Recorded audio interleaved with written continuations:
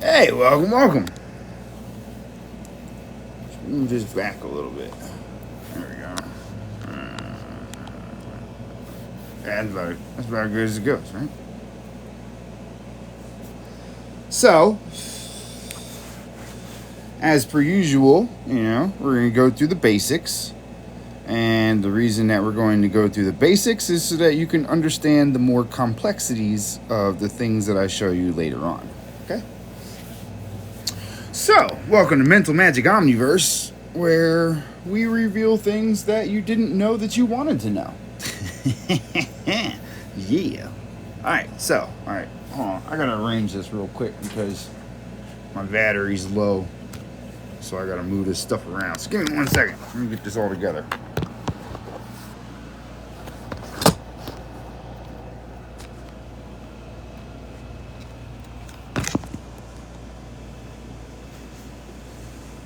Alright, that sunlight's a little bright. Unfortunately. There we go. Alright. Here we go. Now we're good to go, right? Everybody see? Everybody here? Sound check, lady. Oh, close that. Whatever the fuck. What is going on there? Sorry, that was my security camera. Alright, so, we're going to start off with the basics. And the reason that we have to start off with the basics is because if you don't understand the basics, there's no way in hell you're going to understand the rest of it. Okay? So we're going to start with the simple stuff. The Egyptian gods are not gods. What they are is representations of your body. Okay? That's legitimately what they are. They've been telling you that they're gods so that you wouldn't know where they were getting their information from. Right? Readjust this one last time. We gotta adjust one last time, okay? Alright, there we go. Now we're good. Alright. Alright. Giggity. Alright, so yeah, you see the head on top of the head? Giggity. Alright, so you've got I'm just fucking with you. I'm not gonna do that the whole time, I promise you, I promise. Hold on.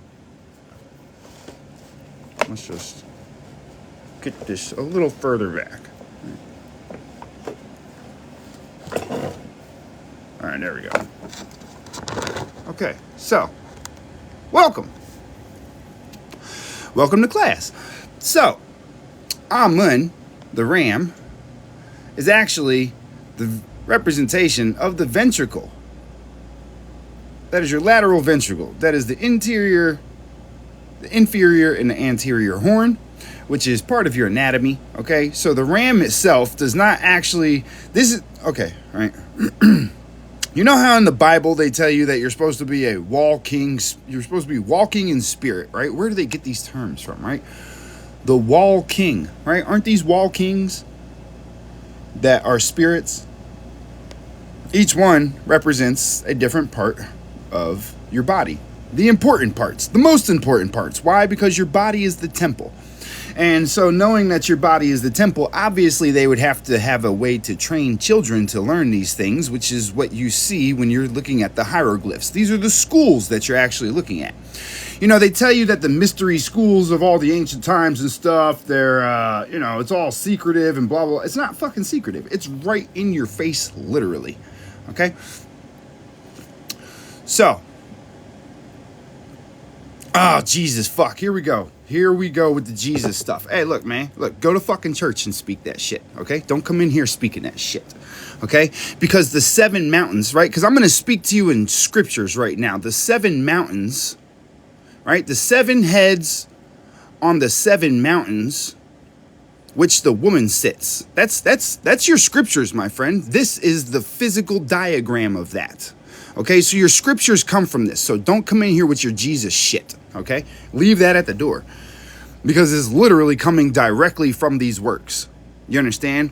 Why do you think that they tell you, right, here we go, and what scripture is it when it says, and then the earth will walk the tongue? I mean, then the tongue will walk the earth, right? It doesn't, that's not a scripture. You want to look that scripture up? Here, we can type the scriptures in.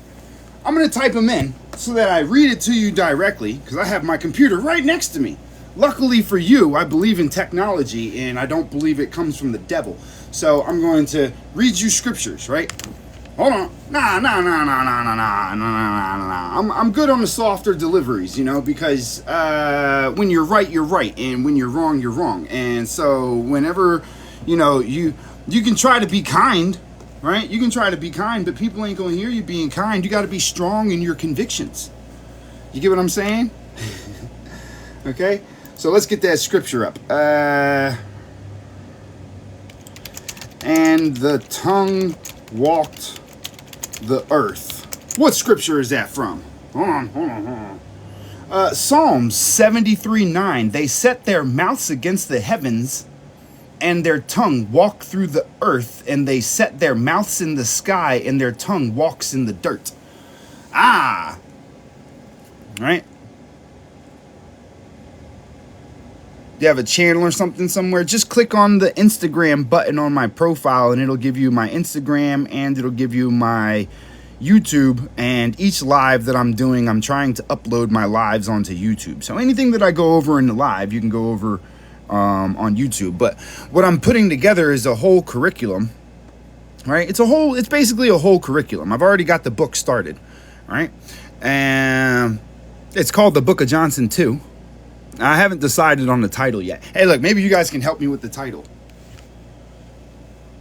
Oh, wait. I want to show you something, right? Because this is what I came up with the title for the book so far, right?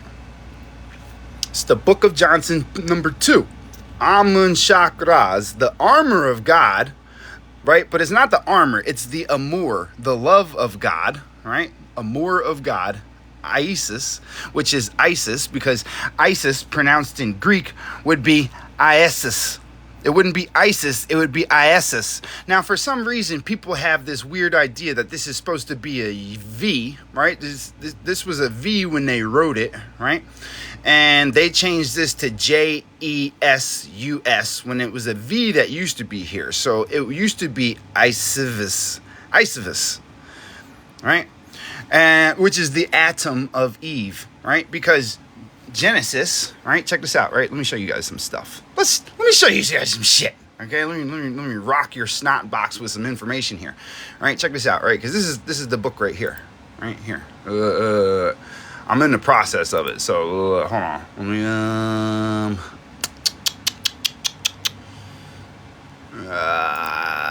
let's see. I want to view it from. Oh, wait, down here at the bottom. Bink, this page, this button. See, it gets all messed up when I do it like this. So we gotta do it like this, right? All right, you got the introduction going, all right? But look, check this out, right? So we got our blank pages in there already, but look, see? This is where it gets good, okay? These are the, see, it's gonna be one page that has the pictures, right?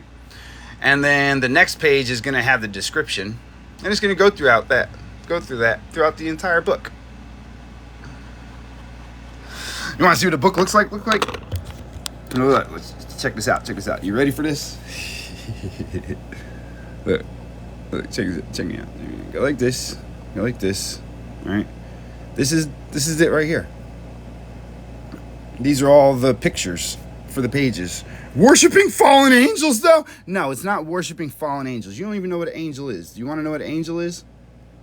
Yeah, let me show you what an angel is while you're sitting in here screaming out nonsense that you have no comprehension of. What is an angel? You're an angel. You see, because you have to understand where the etymology of the language comes from, and then you have to go all the way back to the symbols that the language came from in the beginning, and then you find out that the fact that you have wings, right? You have wings, right? You didn't know that you had wings? Hey, more and more. Right? You didn't know that you had wings, right? The muscles that wrap around your rib cage. Don't they tell you when you're bringing somebody close to you that you're what? You're taking them under your wing, right? What are the wings that they're talking about? Right? When you open up your arms wide from fingertip to fingertip, what do they call that? Anybody? For 100 points. What do they call it? What is the measurement called from fingertip to fingertip? Anybody? Anybody know what that measurement is called? But you're not an angel though, right? You're not an angel. You don't have wings, right? You're not an angel, right? You don't remember when you were a fallen angel? You don't remember when you were falling down to the earth without your wings? Oh, does it actually make sense now? Now do you understand where the story of fallen angels comes from? What are the angels that are falling to the earth? What do they call what is the female, what is Earth called? Mother Earth, right? Haven't they been giving you clues about this the whole entire time? The angels falling to Mother Earth, right? What do you think the angels represent? The wings of the angels represent the muscles that wrap around the heart. Why? Because angels represent what? Being pure of heart. Oh, right? Which is why they have the wings. The angels give you wings. Why? Because the angels represent what? Right chestness. What is on the right chest? What is the right chest? Anybody? When you're looking at somebody from in front of them, where does the heart hang? On the right chest. You understand? An angel is nothing but an angle of your perception and your outlook in the actions that you take. You understand? Angels represent your heart. Because your heart is what hangs on the right side of the chest when you're looking at somebody from the front, right?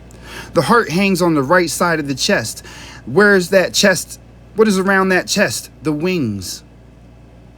Where your treasure is, your heart will be also, right? Your chest. The Bible is about your heart, right? At least it used to be, right? It used to be the knowledge that was in the Bible was about your body. You understand? Because look, when Moses went to meet the king, didn't Moses have a staff in his hand? And God asked Moses, what is that? He said, it's a staff. And he said, cast it on the ground, and it became a serpent. No, tontos. I don't believe in the Bible. I know the truth of the Bible. There's a difference between belief in a faith of a false religion and understanding the science and the anatomy and the astrology and the things that the Bible truly encase in order to explain your body in a way that children are meant to understand. But because they took the images out of the Bible, the words that they gave you changed the image that you received from what was usually in the Bible. You understand? The Bible has been mistranslated by changing the pictures out and giving you nothing but words. Notice how the original man on the cross, which is over 5,000 years old, right? The original man on the cross represents your heart. Notice the aortic arch that comes out with the 3 valves that come out of the top of it and the curl. The 3 valves that come out of the top and the curl. And then what do you have? You have your pulmonary, right? You have your arteries, right? The 2 sticking out right there. And then what do you have here? That would be your aorta.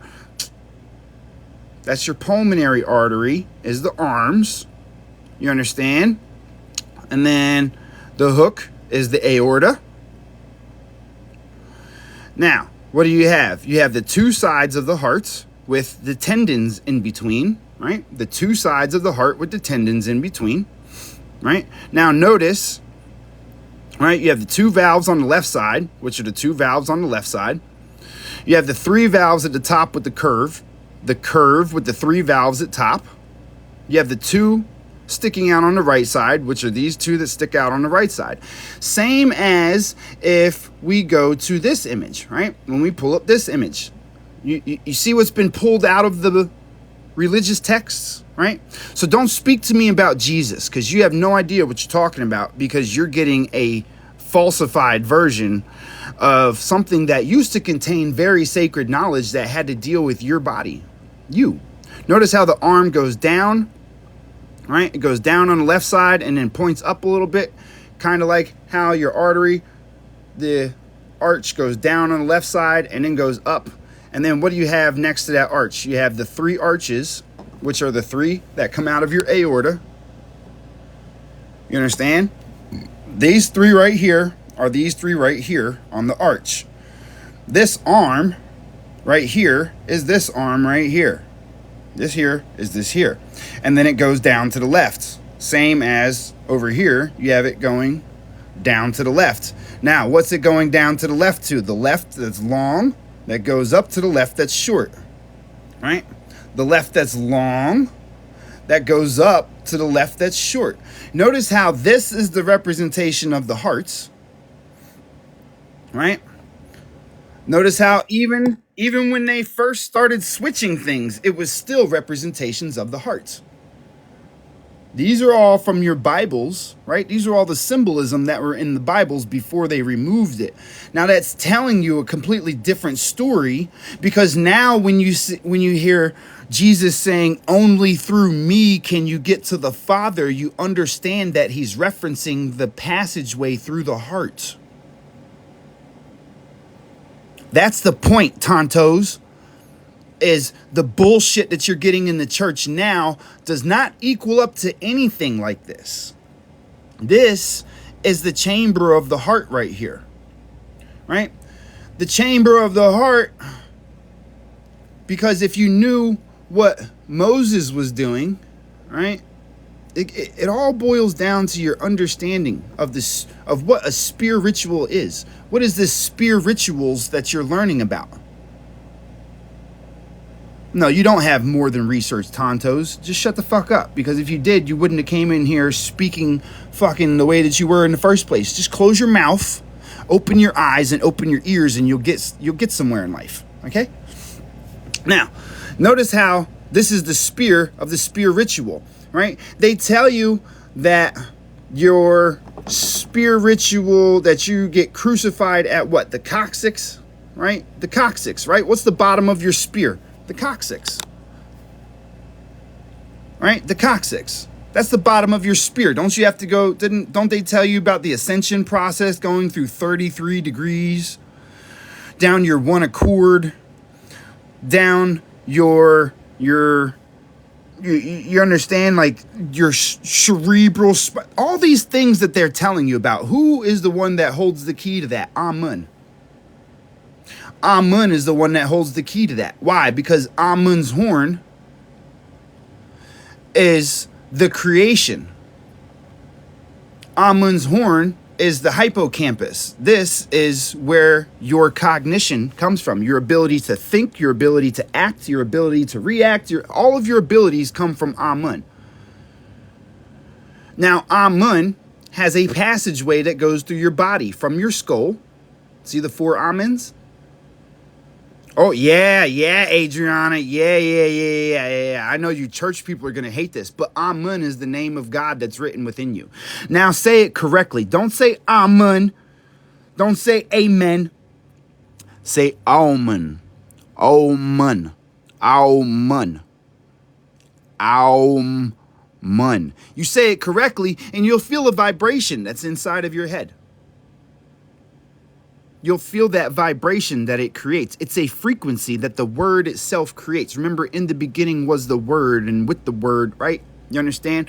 Say, Aumun. The same way you would say your Om, but put the A in front of it. Aum. And you will feel an actual frequency traveling through your jaw into your brain. Now, for those of you that are laughing and mocking, it's only because you actually haven't done it correctly. And if you do it correctly, this creates an electrical charge. Grand Rising.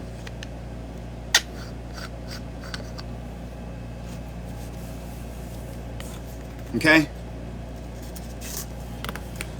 Say Yeshua, Hermes. Hermes, go ahead with your bullshit. Say Yeshua and see what kind of electric charge that creates in your brain. Because Amun was not a god. Amun is the name of your hippocampus, which is also the command that induces a frequency within your mind. Okay? So the traveling of Amun goes from the mid part of your brain to the foramen, which goes to your foramen vertebral, where your neural foramen is found, which goes down to the greater sciatic and the lesser sciatic foramen. Right? Now think about this, right? So Amun is literally named, your body parts are literally named after this. Right? And they tell you, they gave you the story that Amun is the creator. Right? They say that he's the creator god. Right? And then Amun's horn is where your creation comes from. It's not a god. It's not a god. It's a walking spirit. It's the spirit of your creation. Oh, how's it help me in life? Oh, you'll find that out once I finish breaking all this down. Notice how I know a whole bunch of stuff, right? That's all I gotta say. Look, you gotta change your frequency, man. Look, if you understand the frequencies and the vibrations, you'll notice this is important. Yeah, this is from my second book. Nigga, I ain't white. The fuck you talking about? Let the white man cook. Get your... Hold on. First off, my little ignorant, retarded ass motherfucker. Let me just get you blocked up. Hold on. Where's he at? Where is he at? I seen that shit. Hey, look, I treat you racist ass black people just the same as I treat you racist ass white people. So don't think that you gonna get away with that either way. Alright? You fuck. Block! Now you don't get to learn shit from me. Confirm and mute. Yeah. Right? You got me fucked up, nigga. This is my family right here. That's my great-great-grandfather. All right? That's me right next to my great-great-grandfather when I was a youth. This is my grandmother. So, nigga, my fucking genetics are seen cast in stone all around this country because we come from the mound builders, which, if you hadn't heard, the Cherokee Nation is, in fact, the true Israelites. And we are, in fact, the people of the land originally, and we still exist here. And we are the true... This is John Wesley Smith. This is my great-grandfather. He was a black Israelite Jew. You get what I'm saying? So you know, yeah. I am a fucking Hebrew. I am a Moor. I'm an Aztec. I'm an Egyptian. Whatever the fuck label you want to put on my people makes no difference to me. To me, I'm Mohammedan. You understand? My people got killed off in the Trail of Tears. Okay, I know my family history. You get me? I might be the first mixed generation in my family, but I know what my history is. You understand? Oh, no, I am giving you the knowledge because you need to understand that we still exist today. Now, I don't need to read more history. I have the history from my family and from my ancestors. I don't need to read a fake history book to give you the lies that they give you about y'all history. Because if you want to get into the truth about the history, I can prove how we're the same nation all over the world. Not only can I prove how we're the same nation over the world, I know who's responsible. I know how they did it. You understand? We have the documents to prove these things. Right? We know who replaced us. Right? Just like we know where our nation really is. Just like we know that we're all the same people, no matter where you look. You understand? We didn't get wiped out. You understand? We didn't disappear. There was no magic where the whole civilization disappeared or no shit like that. We're still here till today. Okay? We're still here today. Notice. Where I get all them pictures? Searching. Trust me, searching. Searching through the mud, okay? All right, so don't tell me nothing. Oh, hate speech. How is that a hate speech?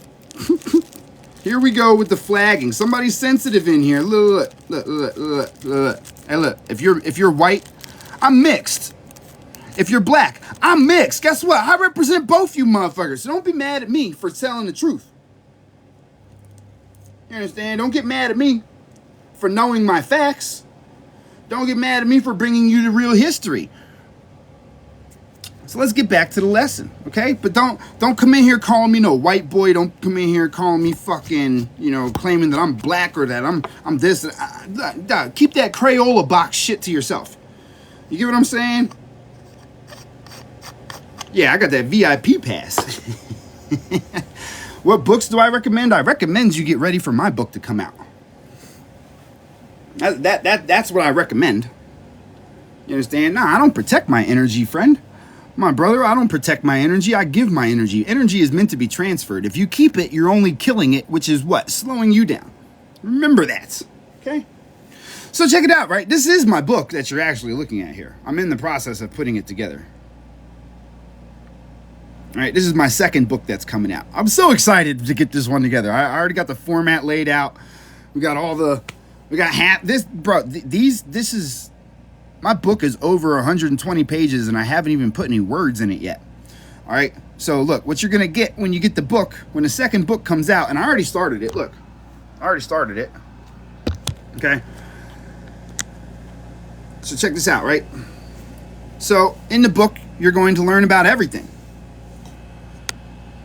You're going to learn about the truth about the spear ritual from the people that created it in the first place, which is my ancestors. You understand? The whole thing, all this spear ritual stuff, all this Kundalini stuff, all of these chakras, all of these religions, all of these things came from my ancestors. You understand?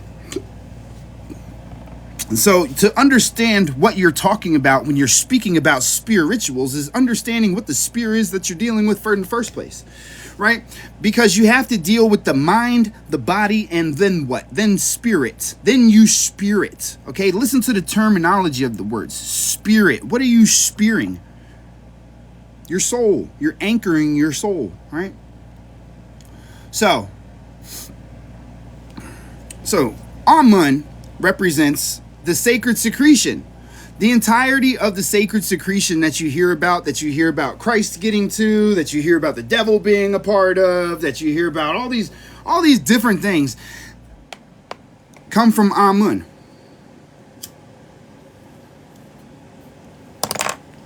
Right? Realize they tell you that what? For your sacred secretion, they tell you it's as above, so below. It's as above of below. First off, get that fucking part right? I'm getting you the fuck out of here, bro. What are you spamming comments for? Go ruin somebody else's shit. Get. I'm not gonna block you. I'm just gonna mute you. Now look, right? They tell you in the sacred secretion, right? What do they tell you about this so-called sacred secretion? That it's something that travels from your mind down to your bottom of your spine and then returns, right? That's what it says, right? Why is that whole entire passageway named after Amun?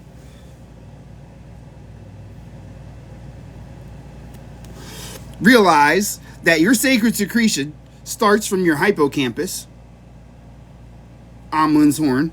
That's Amun's horn. You can find this in everything that I'm showing you is straight out of medical teachings, okay? This is Amun's horn.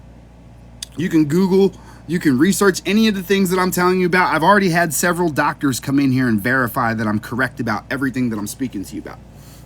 You can see that if you go back a couple of videos on my page. You'll actually see the one where I had a doctor literally sit in my live and explain it, right? So check this out, right? So Abud's horde is where your sacred secretion starts from, because they tell you that it's what? From the hippocampus, the thalamus, the pituitary, right?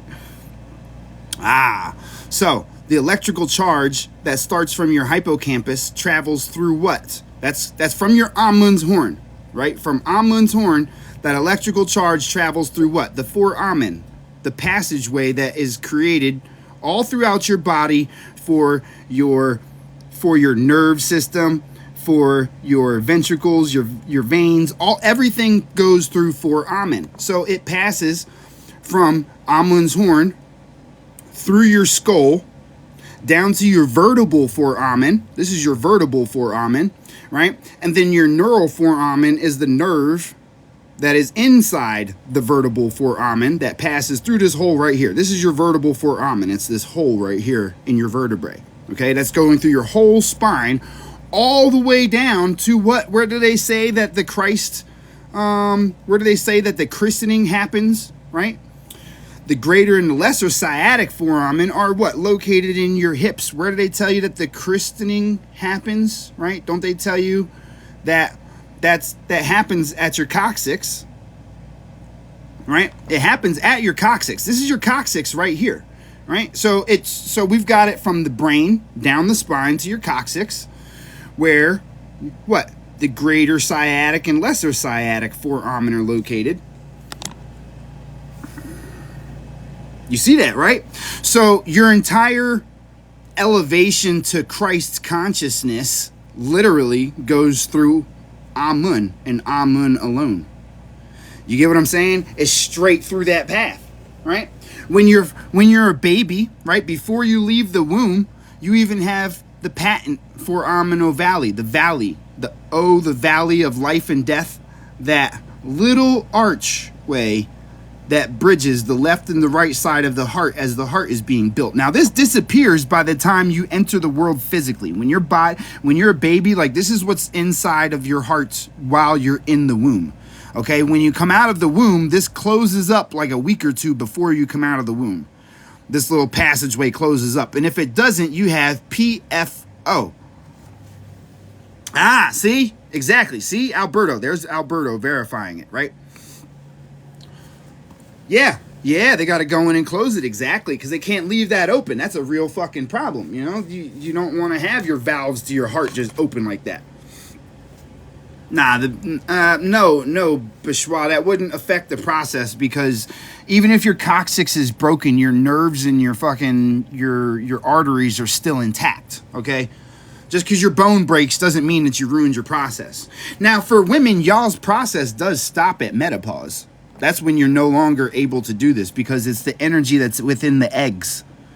It's the energy that's within the eggs that your sacred secretion comes from for women. Just like it's the energy that's in the sperm where it comes from for men. That's the cerebral spinal fluid, right? Because think about it, right? What is cerebral spinal fluid, right?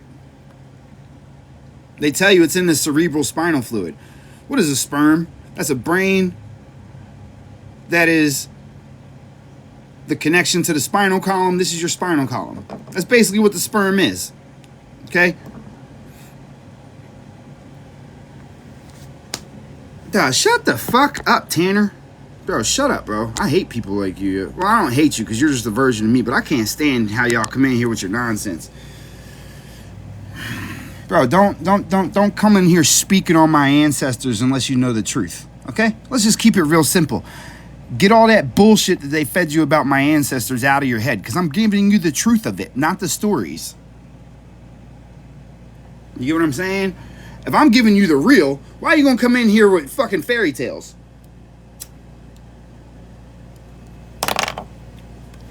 I don't hate him. He is a version of me. You're all versions of me. Just like I'm a version of you.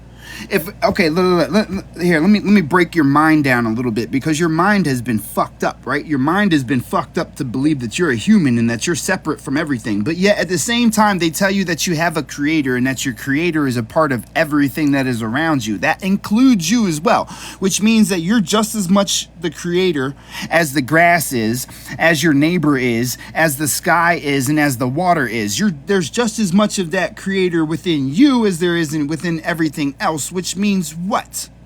That you're the fucking creator. So you need to start acting like it and learn these things and stop ignoring these things, because they've been telling you the whole time and you're just throwing it out the window.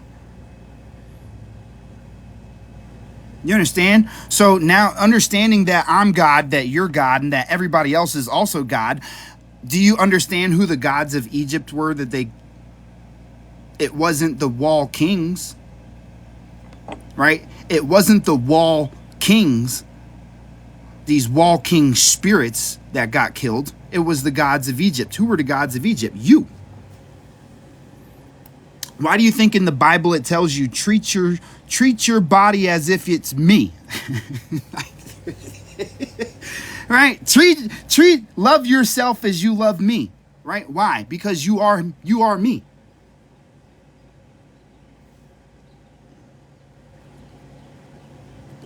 Oh, I'm not the creator because the creator can't be what the created is. Then what was the story of Jesus about? Wasn't the story of Jesus about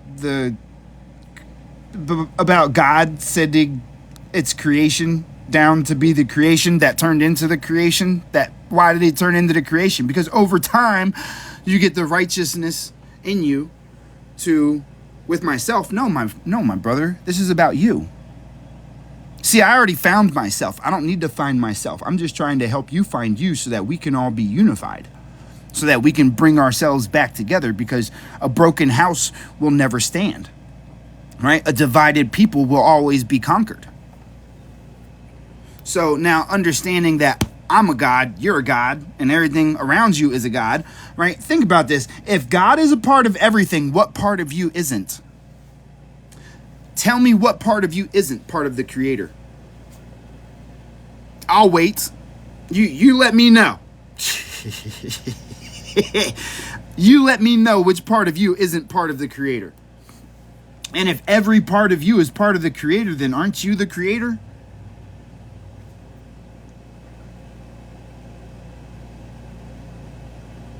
Oh, your mind isn't part of the creator? I thought the creator was a part of everything.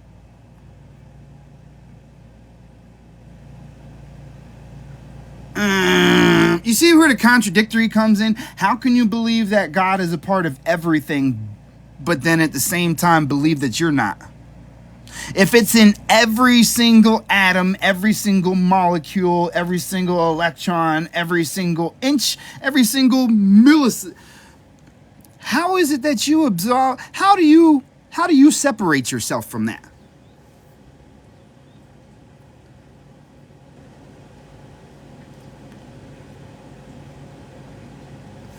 Explain to me how you understand that the creator is part of everything, but somehow you've been taught to separate yourself.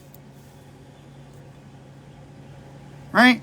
So now understand, right? Now, do you understand that by grasping this concept and being able to fully live in this concept, the first thing that eliminates right off the bat is what?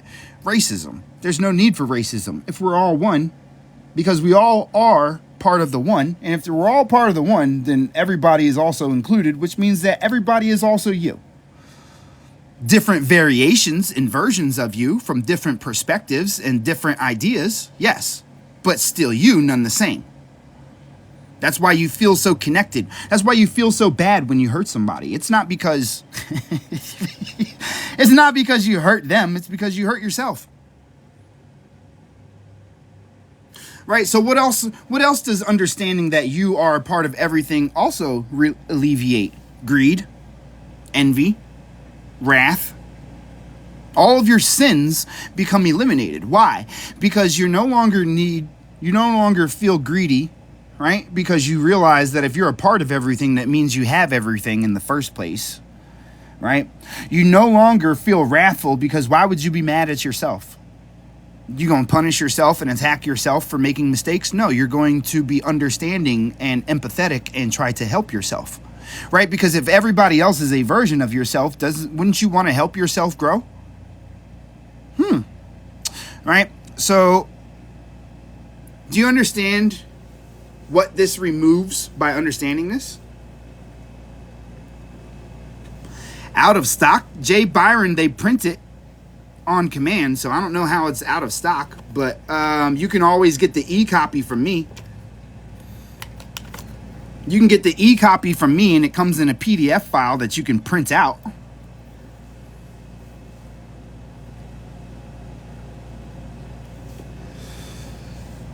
But I mean, I put it on Amazon because they were gonna fucking, they make it whenever somebody needs one. So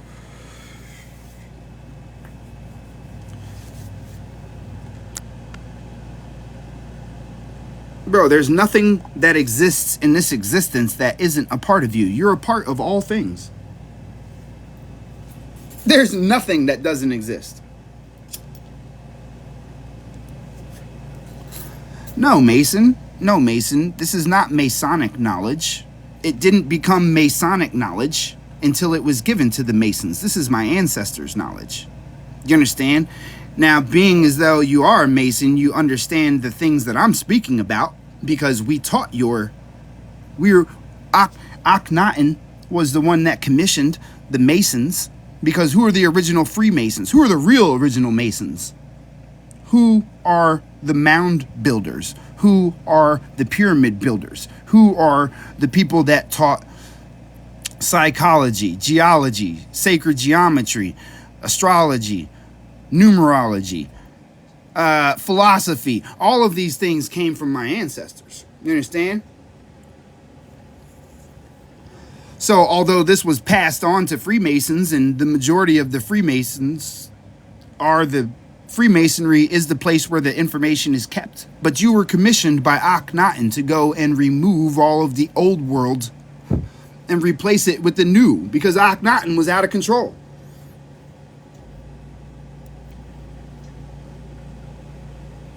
Creating the system of only through me. Which is why, time and time again, we have to come back and fix it.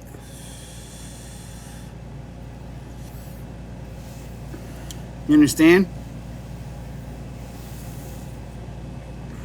So it's not Freemason knowledge, and I'm not one of those people that hates Freemasons. I understand that there's been infiltration, and I understand that there's good people in the organization, and I understand that there's fucked people in the organization. I also understand that, you guys have other organizations that are working in your organization.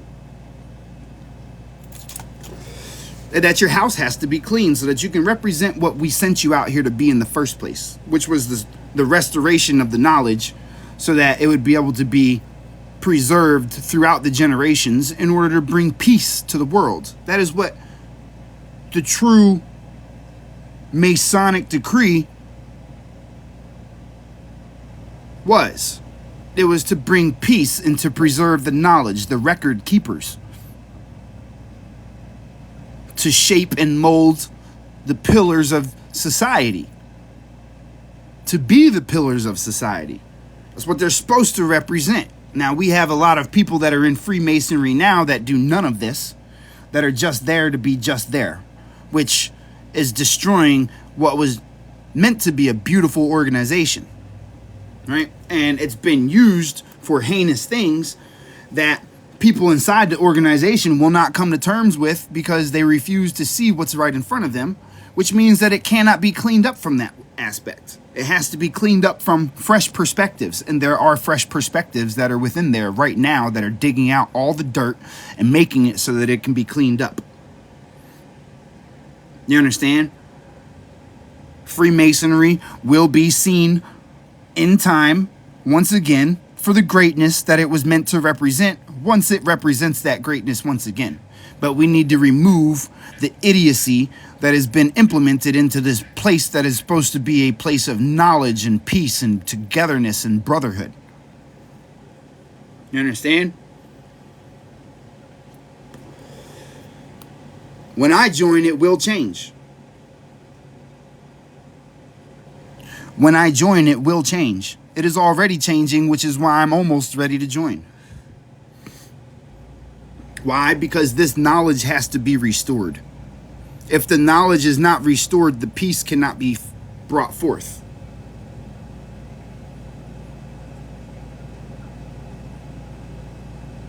You understand? I know that a part of my mission takes me through Freemasonry. I already know this. I've known this. They've been talking to me for a long time. Yeah, correct. I mean, by definition,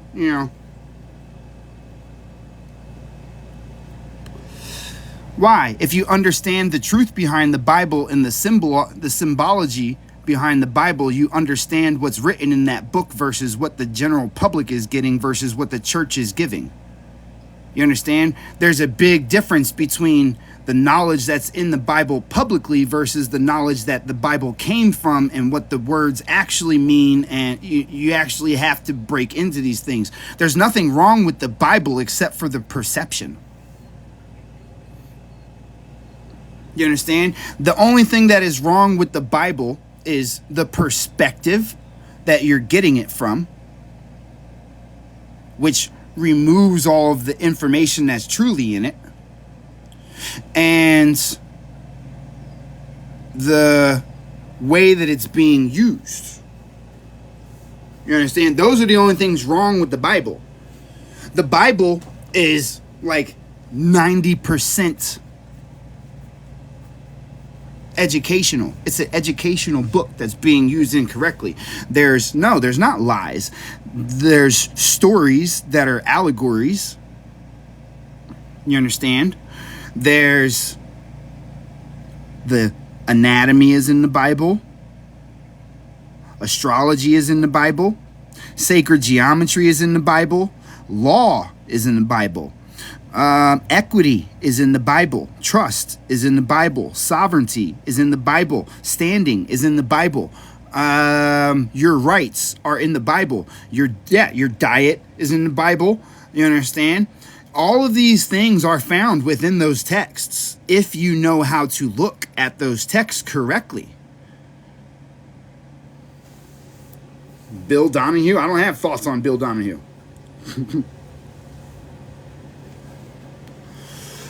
What is my objective? Knowledge, my friend. The truth will set you free, right? Because right now you see things like this and automatically think demons, devils, and monsters,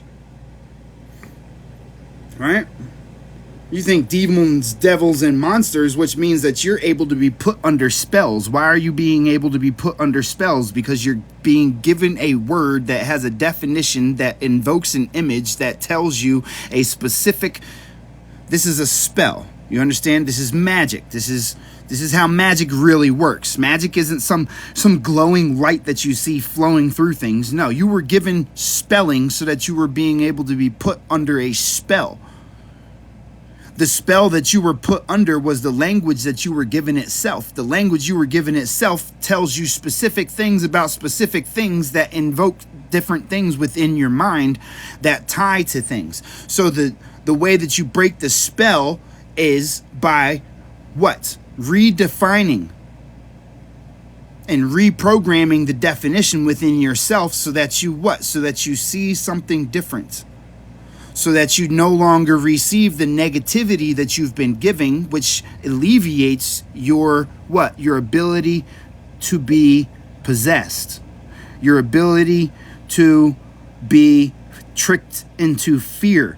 It removes your addiction to adrenaline that has been built tied to fearing things, which is why your attention span is so short right now, because you're constantly chasing what? The adrenaline that comes from the things that, you understand? You are programmed. You are programmable. Who created the negative language? Who is the founder of the new America? George Washington.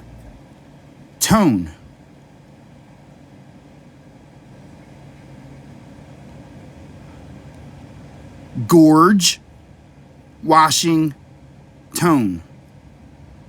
The implementing of the washing of the frequency, the emptying of the. Why do you think English that you speak isn't the English that's spoke in other places? They washed the tone of it.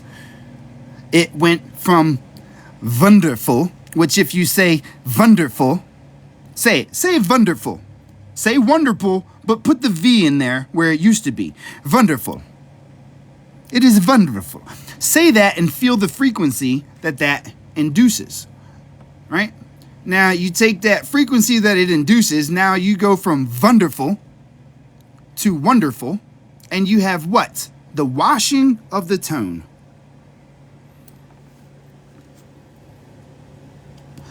There are no curse words in English. English is the curse because you're speaking dead frequencies as a dead entity that made you sell your soul. You get what I'm saying? Okay. Yeah, we're indigenous to America. Neff, we are not from Africa, bro. They've been trying to claim our shit for the longest, but that's because they know, bro. Dog, we ain't from fucking Africa, my guy. Okay? Don't let them sell you that bullshit. That's just the Africans trying to claim us. Look, if a bunch of us go over to Africa, then we now have African Americans. That's an African American. There's no African Americans here in America except for friends like my boy Amos that actually came from Africa.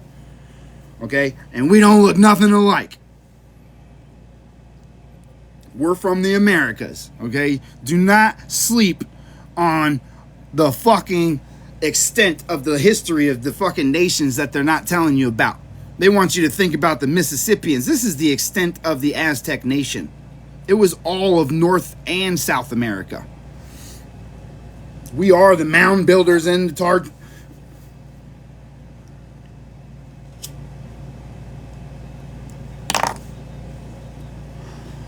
The oldest bones were found here in America. So are the pyramids. Look. This is from American Antiquities from 1863. Nearly opposite St. Louis, there are the traces of two ancient cities in a distance of a few miles situated on the Cahokia Creek, which empties into the Mississippi.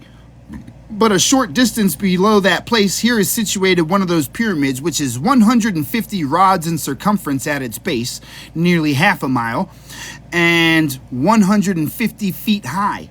So nearly a half mile at the base and 150 feet high, and in Cahokia, right? And at St. Louis is the one with the 2 stages, or the landing places, architectural phrases. There are another with 3 stages at the mouth of Missouri, a few miles above St. Louis. With respect to the stages or landings of these pyramids, we are reminded of the tower once standing in Old Babylon, which had 8 stages from its base. Basically, they're saying that there was 2 600-foot tall pyramids that were also located in the area. Okay, so we have the accountings. Yeah, it's all over the country. It's the entire country. They don't want you to know this, but it was the entire country. Why don't they want you to know this? Because what empire was that? The Aztecs. This is a photo of Aztecs that were getting married from the 1890s or it was the 1890s or 1860s.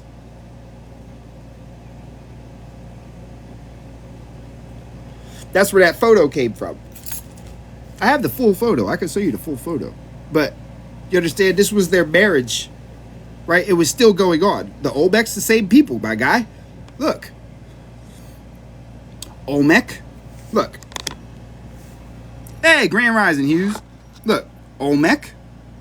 Mexican or Aztec. Maori. And Egyptian. All the same people. And those same people are also the Sumerians. Which are what? The people of the Americas.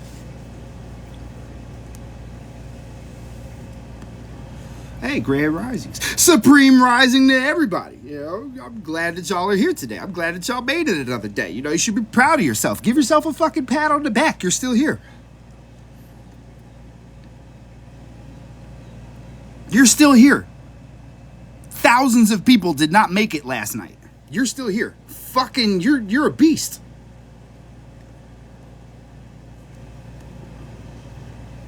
Morocco is not in Africa.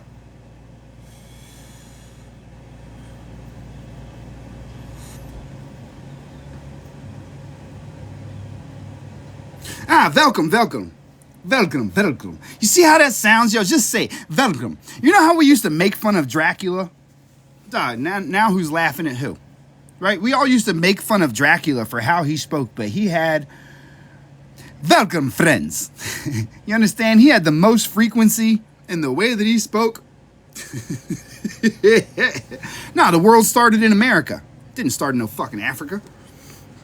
Right? We used to mock all these people with all these languages. Turns out they had it all figured out the whole time. And we got this shit called English. Where's Morocco? Well, let's look at it from a couple different aspects, right? Because if you pull up the Old Testament map, right? If you pull up the Old Testament map, it says that Egypt was here in America. Right? Right? If you pull up the old map, they don't come from Africa. They're lying to you.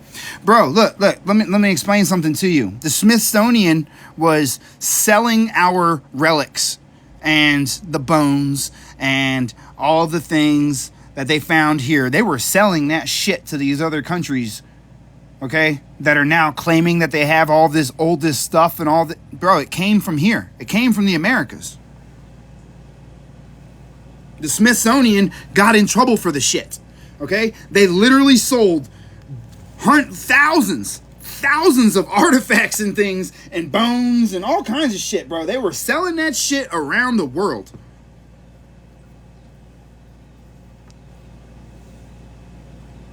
Yeah, dog, they sold, bro, half the fucking, peep game. See, this is why Egypt can't get their stuff back, right? If you ever, I don't know if you remembered a couple years ago, Egypt was fighting everybody to try to get all the stuff over to Egypt from all these so-called Egyptian fucking museums around the world and shit. They were trying to claim that was all their shit. The reason that they couldn't get it back was because it wasn't their shit in the first place. It never came from there. They don't even have enough stuff. They don't even have enough stuff out there to encase all of the things that they're trying to say came from their places. It all came from America.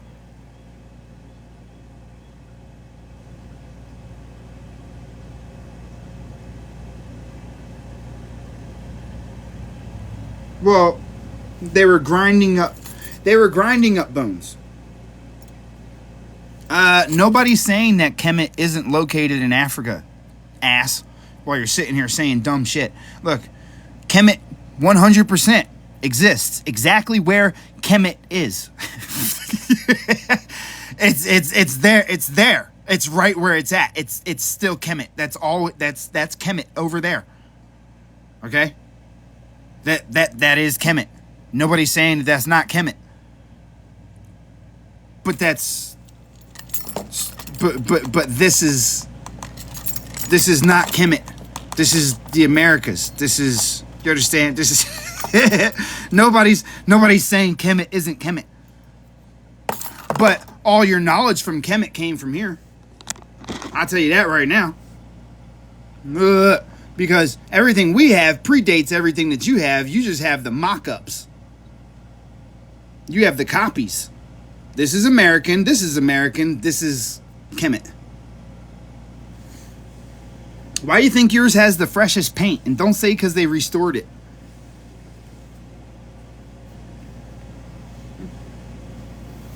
You're not going to sit here and fucking give us that whole Kemet argue. I don't give a shit about your Kemet argue. All of your knowledge and information came from here. That's why you guys can't fucking reproduce the shit that is written in your temples. Because y'all don't understand it. Because it's not your information. That's why you guys see certain shit and do dances and think of wars and all. Y'all talk about the same shit as the narrative that they gave everybody on the shit. You don't have the knowledge of it.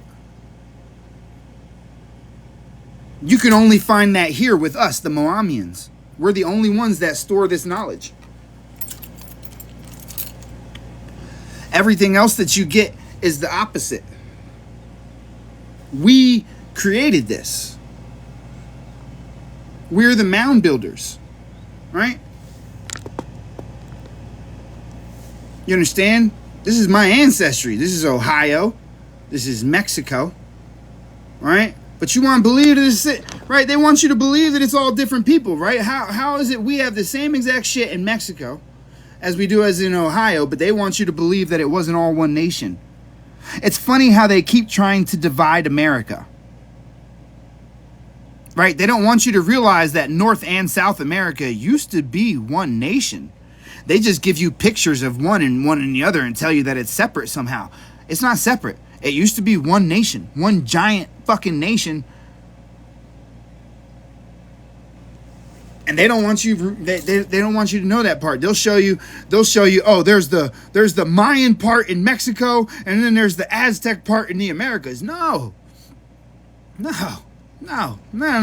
North and South America are still what? America. It was all one giant fucking nation. Yeah, imaginary lines, exactly. And they gave you those lines, and you believed them. Because you didn't know no better. I didn't know any better. I used to believe that shit too. Yeah, one nation under God. Bro, they've been fucking us, bro. This is from Ecuador. Right? This is Crespi's collection. Right? Crespi's collection. Look at ISIS here versus how she used to be versus what she became.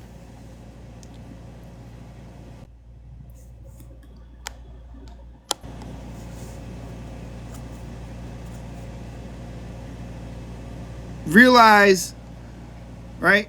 Now, let me show you something else, right? Your dagon that they draw versus the one that was here in the Americas. Here in the America, Sumerian. America, Sumerian. Right? And it went from what is Sumerian, right, into the Egyptian, right? But that became what? The Indian. You understand?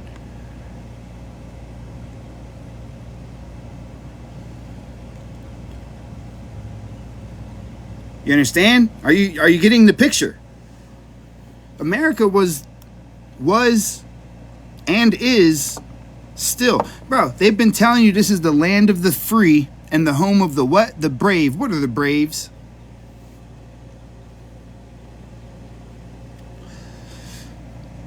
What are the braves? The Indians.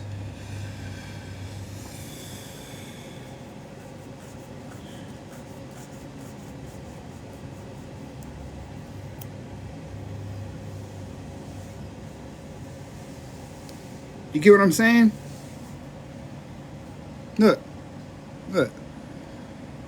And now look, right? Check this out, right? This is how they did it. After the wars, it was the orphan trains. The real slaves were not us. There was too many of us. It was the little Slavic kids and the Irish kids. Don't get it twisted. We had kids on the trains too. But it was mostly the Slavic and the Irish kids that were coming in from the European settlers and being distributed throughout the country. What they were doing was removing children from this area and bringing them over here, and then moving the children from this area and springing them over there and springing them over there. Why? Because at this time, this was during the time when the wars and the conquering was taking place, right? So you had the new America, the corporation of America over here, right? The corporation was over here. Then they bought the Louisiana Purchase, which is this whole section right here, right? And this is during the time that they had what is called is the ethnic cleansing of the land. During the ethnic cleansing of the land is where you get the wiping out of the indigenous people, the Indians, the Moors, the Aztecs, the Incans, the Olmecs. All that shit was still growing, thriving through the land. Man, look, I don't want to hear about the natives, bro. The Native Americans are not the same thing as the indigenous people. The Native Americans are the new generation of the indigenous people that was created after the Tartarians came to the Americas and tried to conquer the central and lower end of America, which was where we had the Asiatic mix with the original inhabitants, creating the light-skinned version with the long jet black hair with, you understand? That's how the Native Americans were created. The Native Americans are not native to America at all. They're native to Russia, where the Tartarian Empire was located, because the Tartarians were the Mongolians. The Mongolians were the Asiatic black people. Yeah, no, not way off. See, a lot of things have been whitewashed that you should really look into. You should really look into it because, first off, let me show you something, right? Look, I just want, we could do it like this. Well, I'm going to keep it short and sweet. I'm going to keep it short and sweet. Watch this. Let's see. Russian. Indians.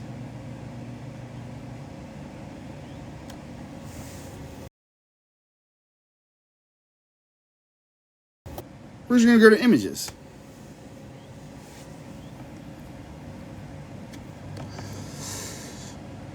No. Russian. Not Indians. No, we'll tie it to America.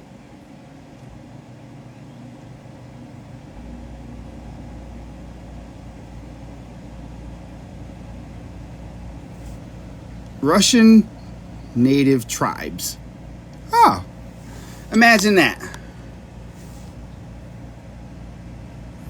Something look a little bit familiar.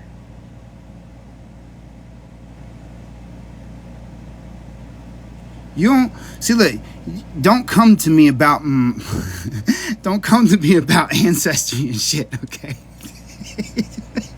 Because trust and believe me, I wouldn't be speaking on these things if I didn't have the proof. It's not hard to find.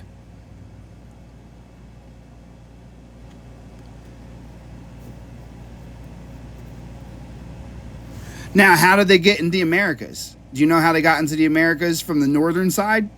Do you want to know? We purchased Alaska from Russia. Look. You think I'm bullshitting? Hold on, wait. Hold on, let me get rid of some of this stuff.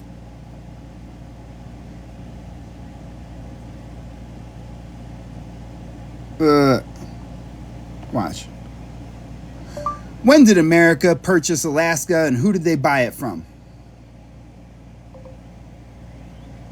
On March 30th, National Archives. On March 30th, 1867, the two parties agreed that the United States would pay Russia $7.2 million for the territory of Alaska. For less than 2 cents an acre, the United States acquired nearly 600,000 square miles. 600,000 square miles for less than 2 cents an acre. March 30th, 1867. So, if we're going to look at that, right, let's go to the images. Who are the people? All right, let's check out. Let's see. Why don't we? I really don't think that I have to do this, but I think I'm going to do this. Who lived in Alaska when Alaska was purchased by America?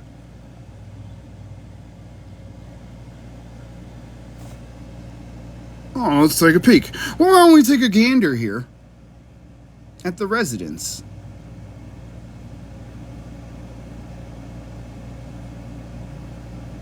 Let's see. Do we have the pictures of the residence? Oh, look. Funny thing. What is this? A history of Alaska's indigenous people.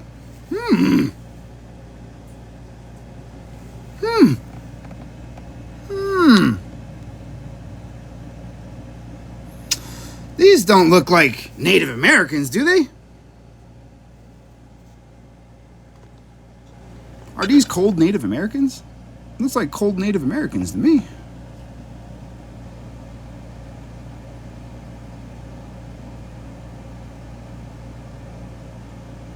I know exactly where I'm from, my guy. What the fuck are you talking about? My ancestors' blood is in this land. Like, what do you mean?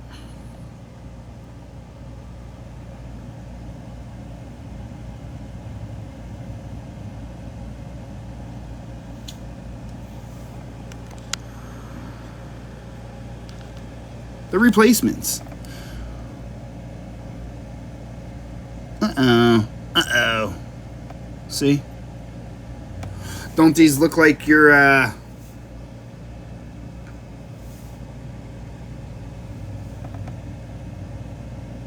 Oh, this is incorrect. These aren't the real inhabitants of Alaska. Are you sure? Oh, so these must be people from somewhere else.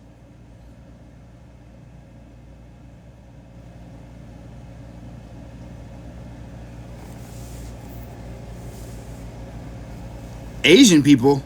Are you sure that's Asian? It's Asiatic.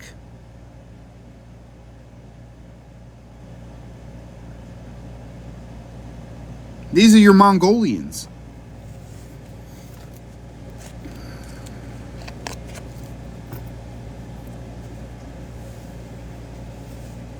Okay, that looks Asian to you?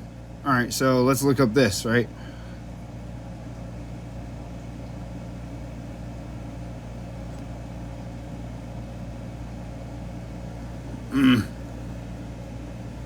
If that looks Asian to you, what the hell is this?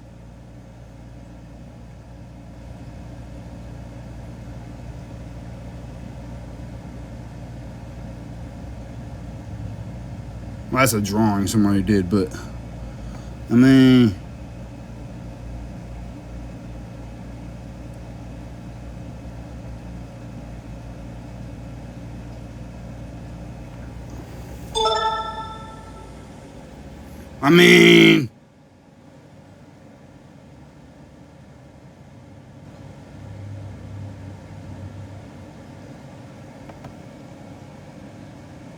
they were mixing with the Mexicans, right? You realize that, right? Is they were mixing with the Mexicans. The Mexicans are where they got what? This nose from? Where did the Mexicans get that nose from?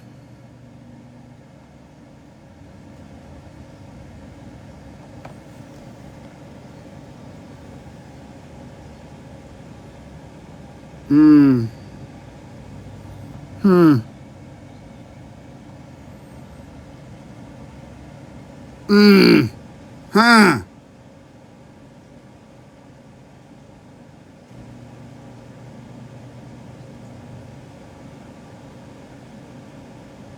So, it's not difficult to put the pieces together.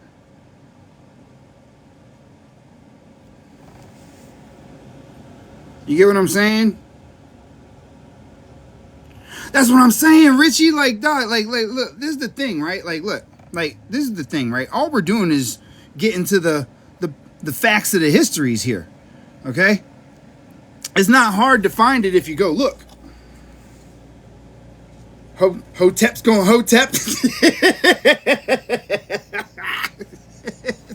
That's right. Hey, man, look. Shit.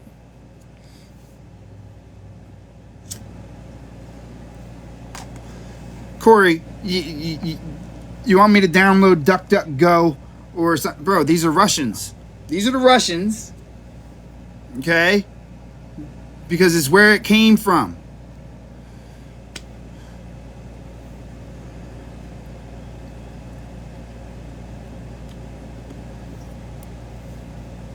You understand? I don't, bro, it's not.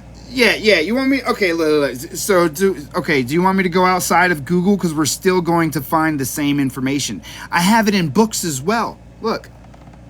Let me show you something, right? Yeah, we'll go back to this, right? Go to this, right? The books are slow loading because they're PDFs that are pretty decent in size. Now, this is from, right?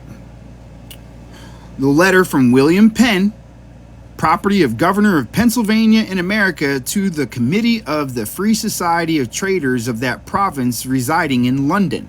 The letter from William Penn in London, to London, in 1683, where William Penn says, the natives I shall consider in their persons, language, manners, religion, and government with my sense of their original For their persons, they are generally tall, straight, well-built, of singular proportion. They tread long and clever and mostly walk with a lofty chin, of complexion black, but by design as the gypsies in England. They grease themselves with bear's fat, clarified and using no defense against the sun or weather. Their skins must needs be swarthy. Their skin must needs be swarthy. Their eye is little black, not unlike straight look of few. The thick lip and the fat nose, so frequent with the East Indians and blacks, are not common to them, for I have seen as commonly European-like faces among them.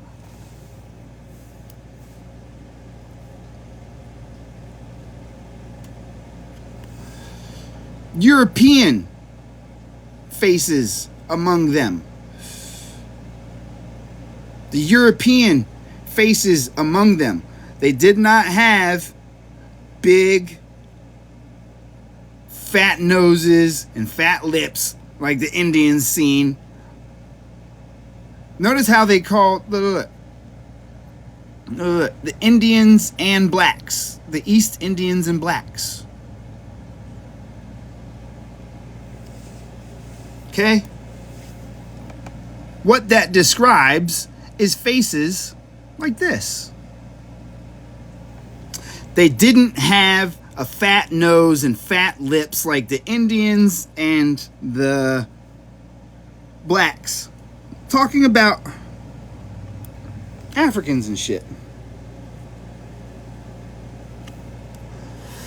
Yeah, the Cherokee Nation is the Israelites. Which is also because I'm from the Cherokee Nation. This is my grandmother. She's alive right now. Okay? She's alive right now. Okay? My great-great-grandmother, she told me was an Indian, but she wouldn't tell me anything beyond that because they were killing off my ancestors in the Trail of Tears, right? But we're the mound builders. That's my grandmother. This is my great-grandfather. Now, this is my great-grandfather. This is John Wesley Smith. Okay? John Wesley Smith was one of the people that helped build the railroad in Black Wall Street, and he was the sheriff of Black Wall Street. Okay? So my great-grandfather was somebody serious in fucking history. You get what I'm saying? Okay? So, well, fucking, we are the mound builders, which are the same people you find from the Americas, down in the fucking South Americas, from North America and South America. You're still going to find that we still live here.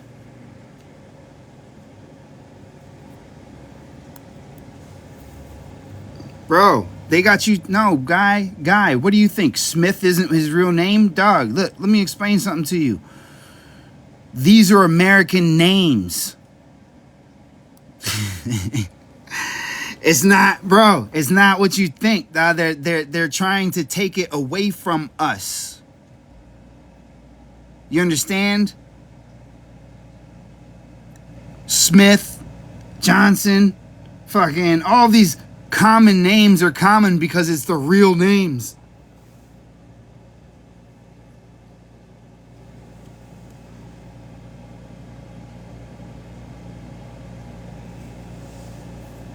No, we ain't from fucking Africa, guy. There's a big difference between the Americans are the ones bro, they don't, their genotype is not the same as the genotype we have here in America. Genetically speaking, we have the strongest genomes here in America. As far as evolutionary wise speaking, everything came after. It's watered down from that part.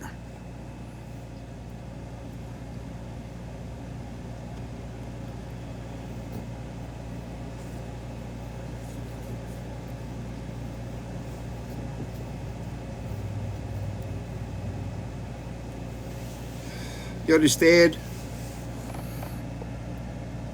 Now I'm mixed, right? I'm the first mixed generation in my family. Look, look at my little, little tiny self. Right? My grandfather wasn't from Africa, guy. He was from here. He was a fucking Irish. He was an Israelite, my guy. He was one of the original Jews.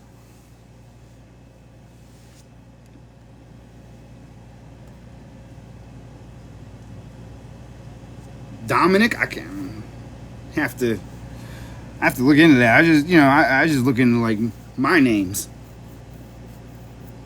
The Willie Lynch letter. The Willie Lynch letter was a myth. The Willie Lynch letter didn't exist back then. It was instructions for them to follow until now. They're still utilizing it to this day. That's why you see the exact results of it being played out. If you read the Willie Lynch, oh man, I see. Thank you. I forgot I got to do a whole fucking chapter on the Willie Lynch letter and how it's fucking tied into right now.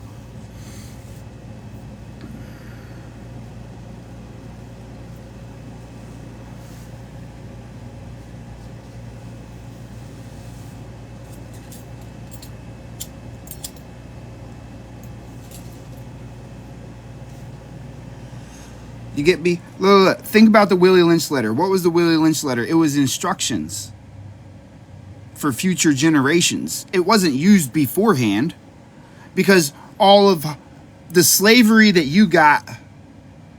Oh, God. All right. We got to get into it. Okay. We're going to have to get into it a little bit. All right. The slavery that we got was a lie. It was a Hollywood propaganda lie. Okay. It was in order to get you to go into slavery willingly. It was a trick to get you into slavery without using whips and chains. They gave you images of whips and chains, which scared you into willingly going into slavery. Hold on a second.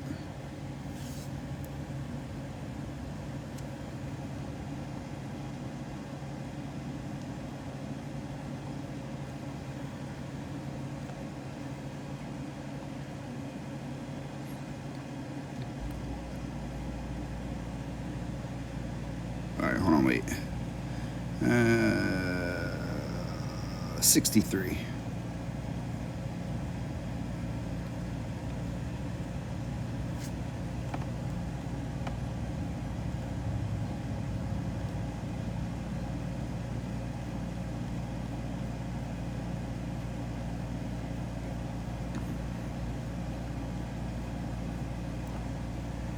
You've said you're not a Homo sapien like a billion times, bro. You're fucking now muted.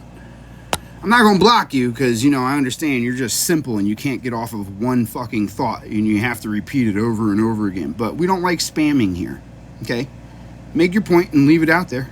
And if people want to respond, they'll respond. If they don't, they don't. Just shut the fuck up, though. Don't spam my comments. It's rude as fuck. You're not a Homo sapien. Nigga, I'm a god. I don't know what the fuck you talking about. I know what I come from. I know what my line is in my lineage and shit. Like, don't come for me. You don't know who you're talking to.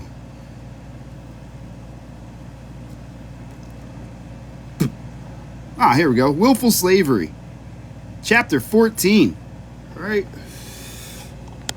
Chapter 14. Willful slavery. All right.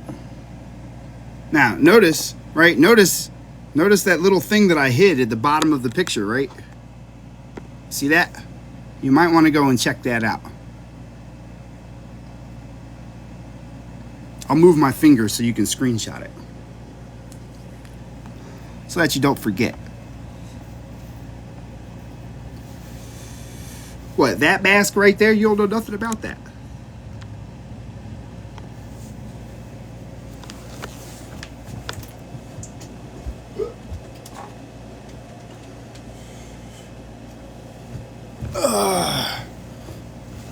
You get what I'm saying?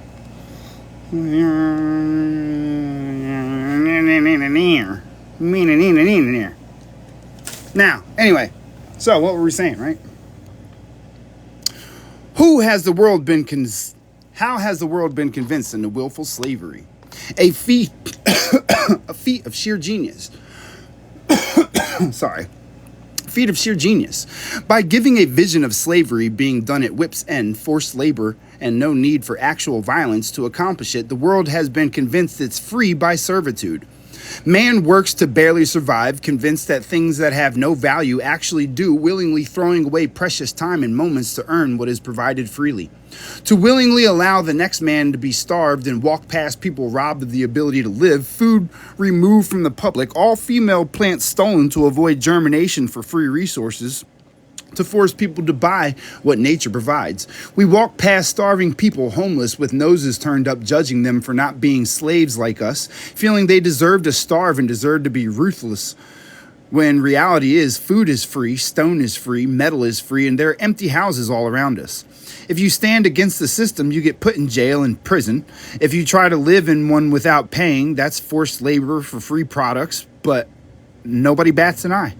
We believe we are free, but true slavery is being forced to work for provided resources, no whips ever having been used except in the scripts that are written for Hollywood. In this general purpose, the world itself has been enslaved by the idea of needs and necessities, all things that are completely figmented in a desperate order to control what is uncontrollable. You have the freedom to decide whether or not these items are worth the fleeting moments that you have on this shared experience. We as a people have decided that physical items, although physical does not truly exist, are more important than the connections and the bridges that we build between one another. This is a subjectable interaction of chosen decisions leading to a prison of the mind. No physical building needed, only greed exonerated on a level of elitist ideas. What item that you can gain can you now take with you when you leave? None, but all in the same. What people don't understand is that these items that you see around you, you see because you already know they exist. You are all knowing. Proof of this has been shown scientifically as showing that the eyes only create images of things that they have already known exist in the mind. What this means is that the light that passes through your eyes goes to your mind, and your mind tells you what it is that it is you are witnessing. This in itself proves that you know and are involved in all things that you think that you are not. If you are not all-knowing and you do not know all the things that you think that you do, then you would not be able to comprehend what lies in front of you. This is a fact that only 1% of what you actually see is the truth. 99% is agreed upon by the mind. Notice how you do not control the voice that is in your head. The voice that is in your head tells you, therefore you are not the voice in your head, you are the receiver of the message. Once you realize this, you gain comprehension from a worldly view due to removing the idea of self from the equation in the first place. You are not alone ever. You are not by yourself in any way, shape, or form, because there are voices that come to tell you things that you have questions about.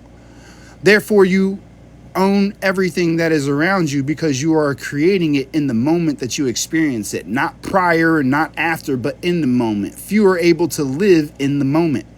This is because you have been taught to focus on the past and the future, two things that never existed in the first place. What's the point? The point is that slavery is not limited to whips and chains. Slavery is you getting up to go and work to get a shiny object. Slavery is going to work for things even though everything is provided for free. There's nothing that costs any money anywhere in this world. There's literally nothing. There is nothing that is created that costs anything to create it. You've been tricked into thinking that slavery is something that's done by slave masters with whips and chains, and that you're not a slave. But you are. You're a slave to material objects. You're a slave to wants. You're a slave to needs. You're a slave in more ways than one until you remove the idea that you're separate from these objects in the first place by realizing that you're creating them. Your mind is a massive computer.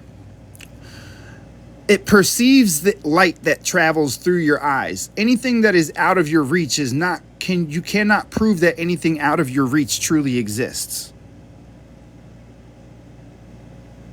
You cannot prove that anything truly exists. You can prove that it seems to move towards you when you think of moving towards it, And when you touch it, it feels like it's physical. You can prove that when you touch it. But outside of when you touch it, it's nothing but, and even the thing that you're touching is only a decided bonding, right? Because this is just a frequency that's moving at a certain speed, and your ability to determine that makes it so that you don't go through it. It's a perception of it being real. But even scientifically, they've proven that everything that you see is 99% interpretation of your mind. That's why two people can look at the same object and one will think that it's one color and one will think that it's another color.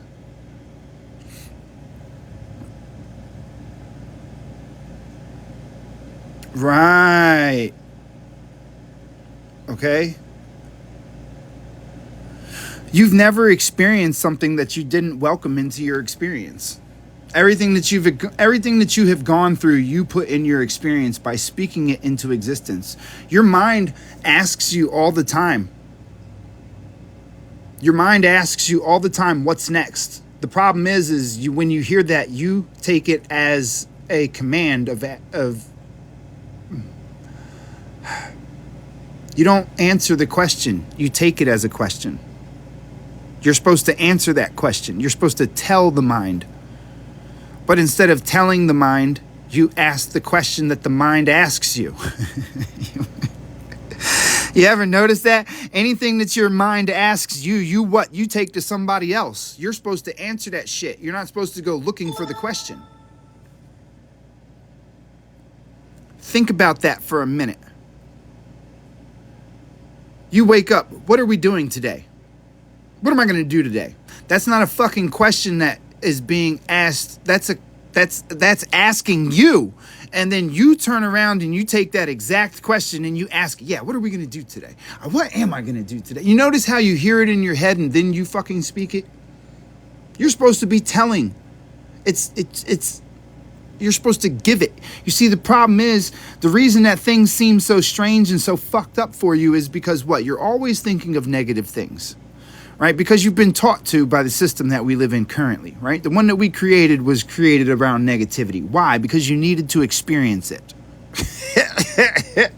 You needed to know what the fuck it was, yo. Like, you keep hearing, like, you know, you thought about it and you're like, what is this negative? What is negative? Let's dive into that, right? And so you've experienced a ton of negative shit. Now, the reason that you can't get out of all that negative shit that you've experienced is because you now have bridged neural pathways to these things, making those things the things that you enjoy participating in, which is why they're so frequent in your life. Because when you think of, when your mind asks you, oh, what's next? You go, yeah, what is next? What the fuck? Is my car gonna fucking die?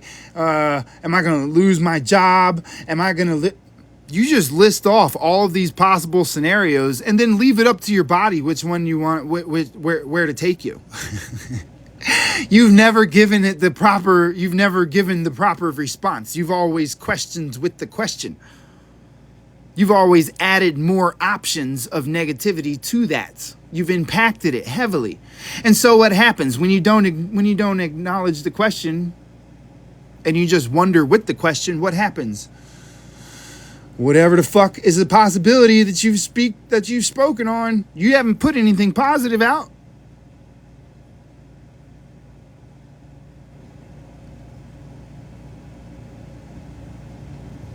You haven't put out anything positive. You're not supposed to ask the question. See, that's why I keep telling people, people keep coming to me with questions. I'm like, dog, what do you think I mean when I tell you that question's not for me? It's for you.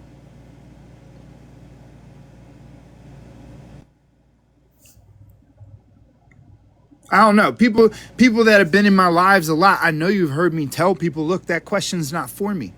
Why are you asking me questions? There's a question that you're asking you, and you're supposed to give an answer to that, but instead you go and ask more questions and then you compile that problem. It's not wonder, it's trust. Start fucking answering.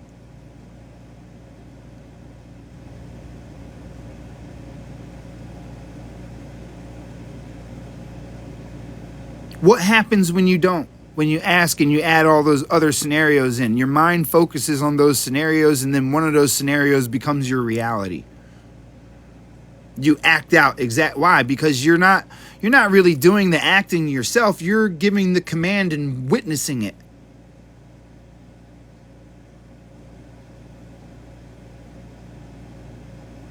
You're not doing the act yourself. You're giving the command and watching everything happen. You don't move your hand without knowing that you need your hand to move first. So you're not the one moving your hand. That's why sometimes you'll wake up and you want to get out of bed, but your body won't move. You're not in control of that shit.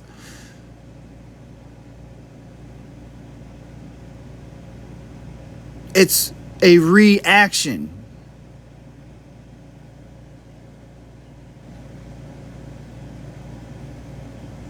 You understand? You're not in control of that shit. It reacts to your commands. You witness. Who's in control? You are. You're in control, but you're not in control. It's a computer. You can rewire the programming very simply. You just got to actually fucking respond to the shit. You ask yourself questions when you're asked a question to yourself. It's two different systems. It's two different systems. Sometimes your body moves without you fucking... Hey, wait a minute. Why did I just do that? It's two different systems. Yeah, you got to defrag that shit. This is how you defrag that shit. You got to get the rewrite. And the rewrite that I give you... here, let me give you some more of it. Better or worse? Better or worse do not exist. They never have and they never will. You would have to believe that you could prove that they did to accept them. What can you show to prove that better exists? Talk about a scenario found on a spectrum of experience. If all feelings of the maxims are all you can get out of each experience, how can one be worth more than the other? You know what? I'm going to just leave it at that. Let me go to the...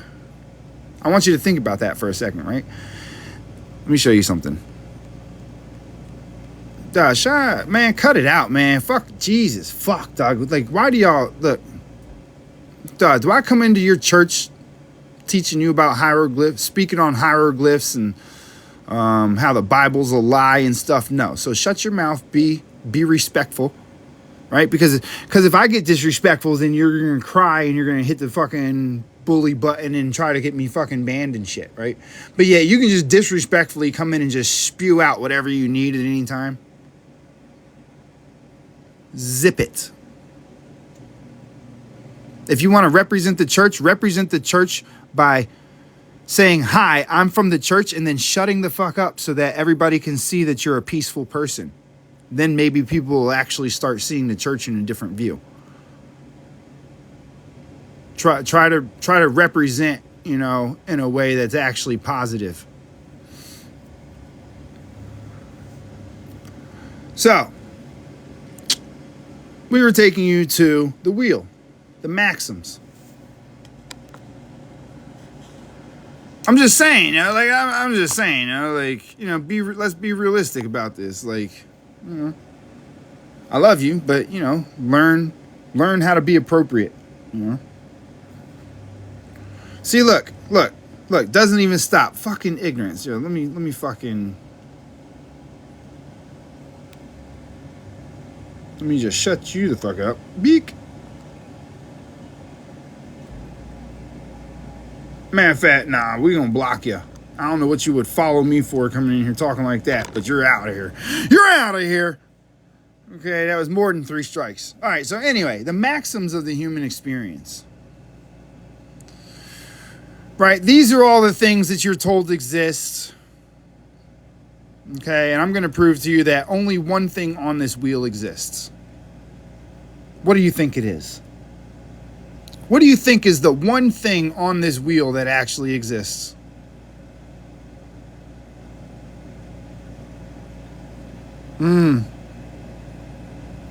Okay. Okay, look, right? So look, right? So, all right, so if you all understand that, right? If you all understand that, right? Why do you get angry about stuff?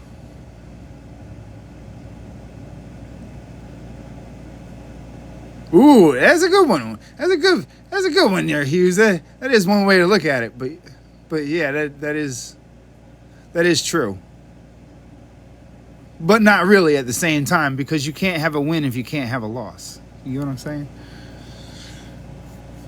All right. The only thing that exists on this entire thing is love.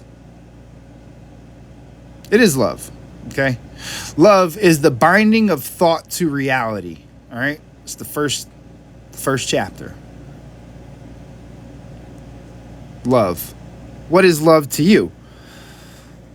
To you, maybe it's emotions, maybe it's blah, blah, blah, fairy tales and da-da-da-da fuck shit, right? No. Okay, look. Love is simply a binding of thought to reality.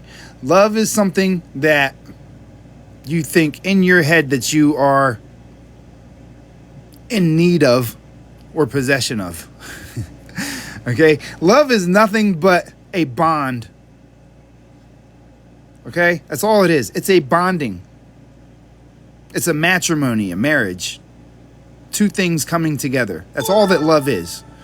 Now, it is something that you decide in your head. So that is a binding of your thought to reality.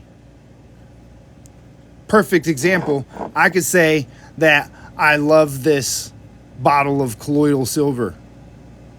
You understand? I can say that I love this, right? And now I'm bonded to it.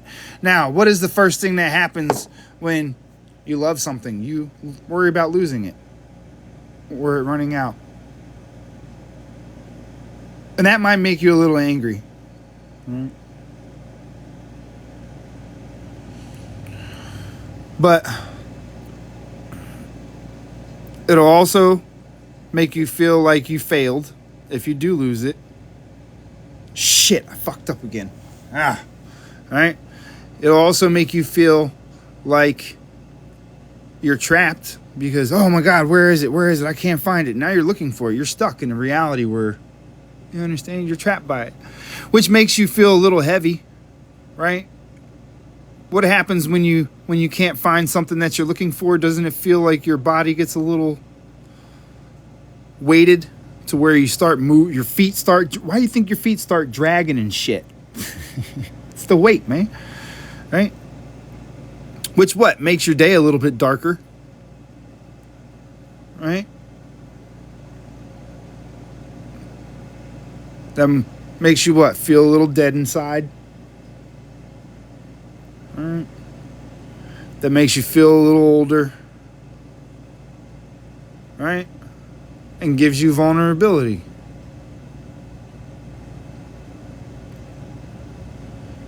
Now check this out, right? Realize something, right?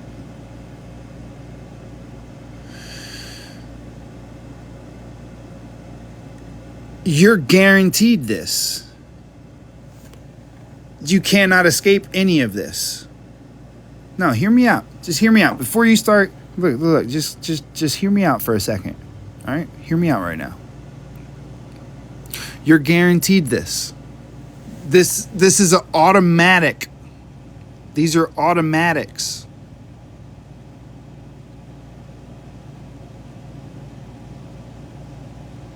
These are automatics. There's just specific times that you find each one of these in everything that you do.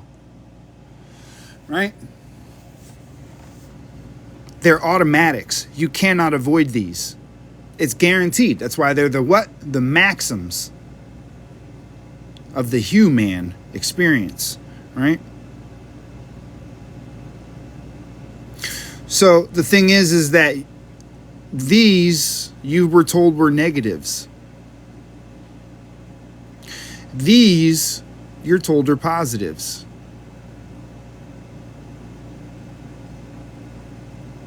right? You were told that love exists and hate exists. You understand? But you've never hated anything in your life. You've loved something the way that you wanted to see it,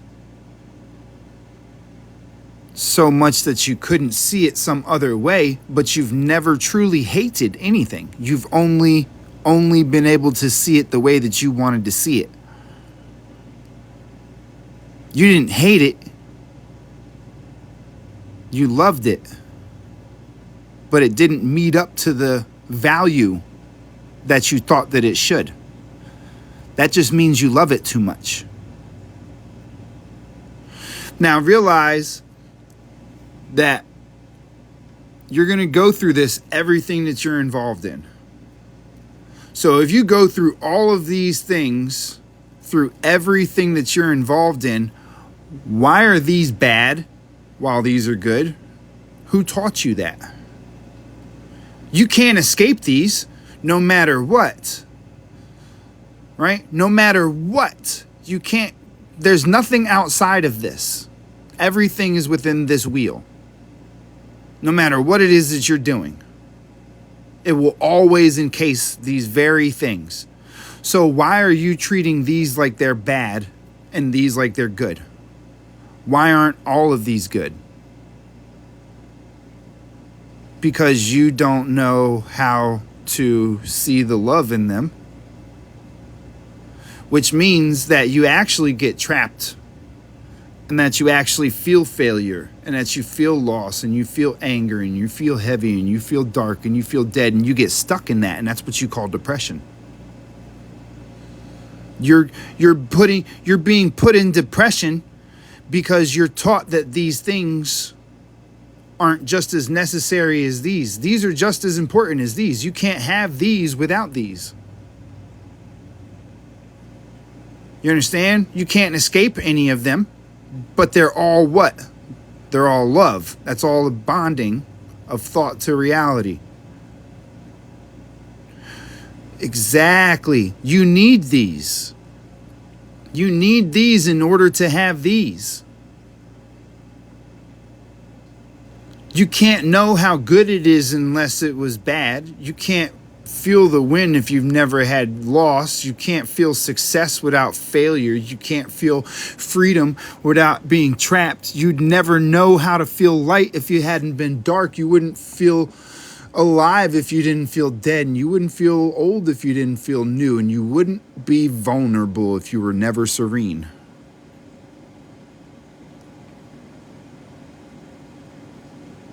You should enjoy the fact that you got mad about something. That just means you loved it. You should enjoy the fact that just means you loved it.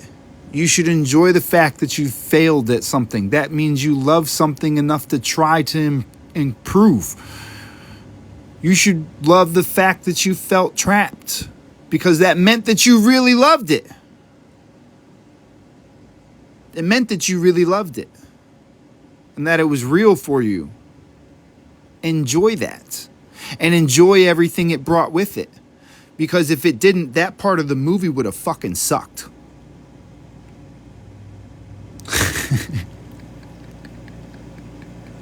You would have been stuck on the elevator scene in the movie where you're just doing nothing. That would fucking suck, right? But luckily, you ran into something that you enjoyed so much that it pissed you off sometimes, that you felt like you lost it, that you felt like you failed it, that you felt trapped by it. You got to feel all of these things.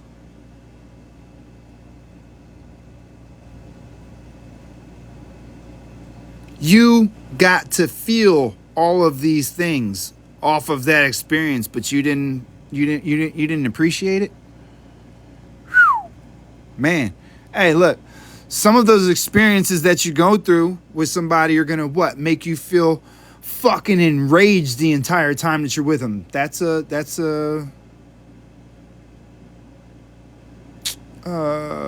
what do you call it? That's an action movie. All right. Some of them fucking crack you up the whole entire time that you're with them, but you got to let them go anyway. Why? Because eventually you run out. You understand? Once you've completed this wheel, you automatically want to move on to the next experience. It's natural. You're here to experience shit. Now, mind you, your wheel, it can take you a whole lifetime to run through this wheel with some things, right? Some people have the ability to just keep you happy. They know how to bring you into your happy place every time you start to feel angry, so you never really get into that. Right? Some people know how to make you feel successful when you feel like you're losing or you're failing, right? And so you never really get into that side of the wheel. These are the people that you stay with the longest.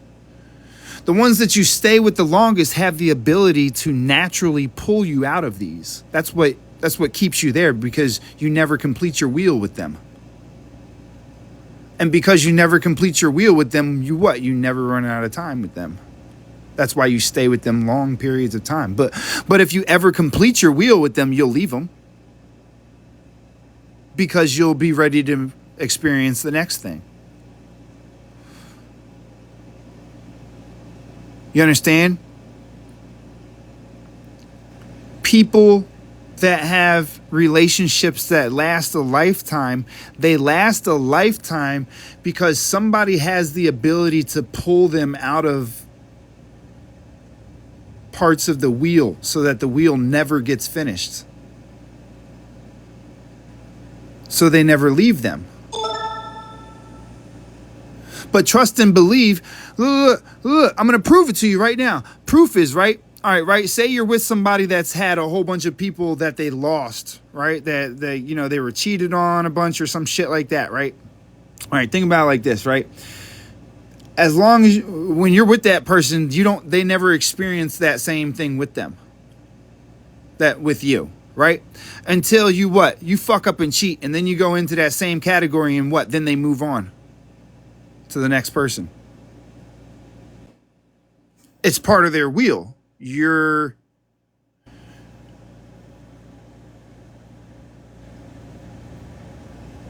understand? Think about that for a minute. Because, all right, right? So you were in a relationship with somebody and you guys argued a lot and you always felt trapped, right? Which made your day heavy and dark, made you feel a little dead inside, made you feel like time was passing slow, so you were feeling old and vulnerable, right?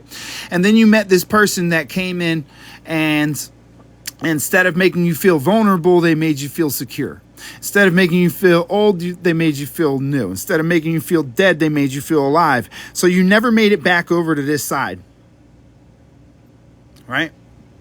You never made it back over to this side of the wheel. So what's that mean? You're still bouncing around with this side, right? You're just going back and forth instead of completing it, right? But as soon as that new person starts to make you feel trapped like the last one did, right? Because they started getting angry, right? And arguing with you a lot, right? Which made you start feeling trapped again, which made you start feeling heavy again, which made you feel dark again, which made you feel dead, and then you started to realize then it wasn't the repeat pattern, it was the completion. Once they stepped into those places on the wheel that they weren't in before, it now completed the cycle with them. So you eventually just ran out of time for them. And I'm going to prove to you, this is proof to you right now, right? I'm going to give you 100% proof that I know exactly what I'm talking about. Every relationship that you've been in that ended, you knew the action that you were doing was going to end it and still did that action. And sometimes you would have to ask yourself, why did I do that? I knew that it was going to fuck things up, but you kept. Why? Because your body will automatically take you to your next experience if you don't get out of it yourself. Because your body knows when you've completed your cycle. And so your subconscious starts taking over when you're not handling it. So what you end up doing is doing the very action. I know if I do this, we're probably going to break up, but I'm going to. And then you start doing that more and more and more and more until you get the breakup. You made that breakup happen. You just don't come to terms with it because you're told that it's a bad thing. No, you broke up because they put you in that fucking part of the wheel that you didn't want to be stuck in. Right? Because all of this you automatically get in every relationship. It's this side of the wheel that you worry about in the relationship. You understand? Now you understand that that's just your perspective of how you're looking at it, so you can alter that for yourself so that you don't. See, this is the thing about learning and understanding these, is by learning and understanding these, you're able to control how you react to these things.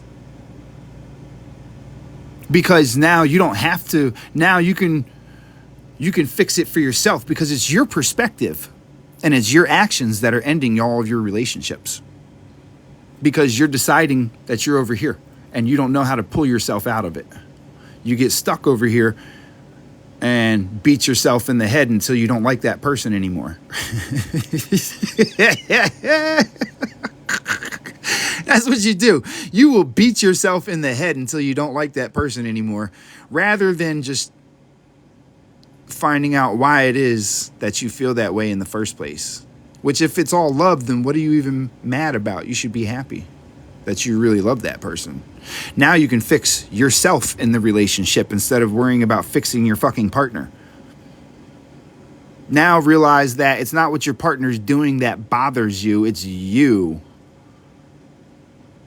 Which means that all you got to do is change your perspective. Why is that thing that I used to love about my partner driving me so crazy right now?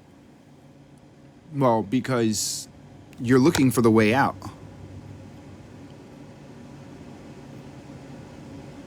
But if you really love that person for real, all those things that you're nitpicking are only because you love them the way that you love them. So what's that mean? You should love them for who they are, not the way that you love them.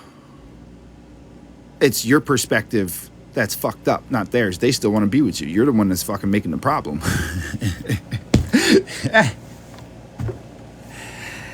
You're the one that's making the problem. So you got to weigh it out. You got to weigh it out. Look at your wheel. Look at your wheel. Does your partner generally make you happy? Yes. Do they generally help you get success? Yes. Do they make you feel free? Like, do you pay attention to the burdens that your partner alleviates for you? Or do you just write that off as anybody will do it? But that's not true, because if anybody would do it, you wouldn't have ended up feeling the way that you did about everybody else. Right? So just think about these things. You got to weigh these things out, right? That love thing is a fickle thing, right? Nah, staying single isn't happier. All you want to do is find the right person. That's just fear. Being single is just in fear. You see, the thing is we date people here and we have boyfriends and girlfriends. There's no such thing as that anywhere else. Okay, people court and then they get married. That's how it works. We've built a system of fucking up. It's a repeat system that is built on you can try something else, not let's make it last forever. You're trained to break up with people. That's what they're doing. They're training you to separate. They're not training you to build lasting relationships. Otherwise, they wouldn't have you dating people. That's American. That's an American culture thing.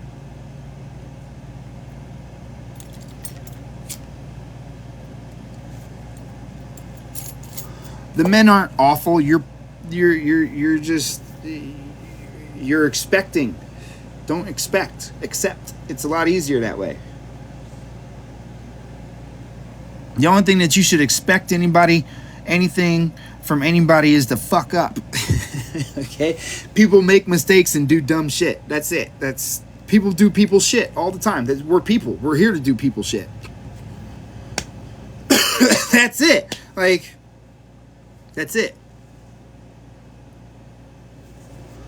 Nah, it's not that there's no accountability. Be expecting of people to do people shit. It's very easy that way.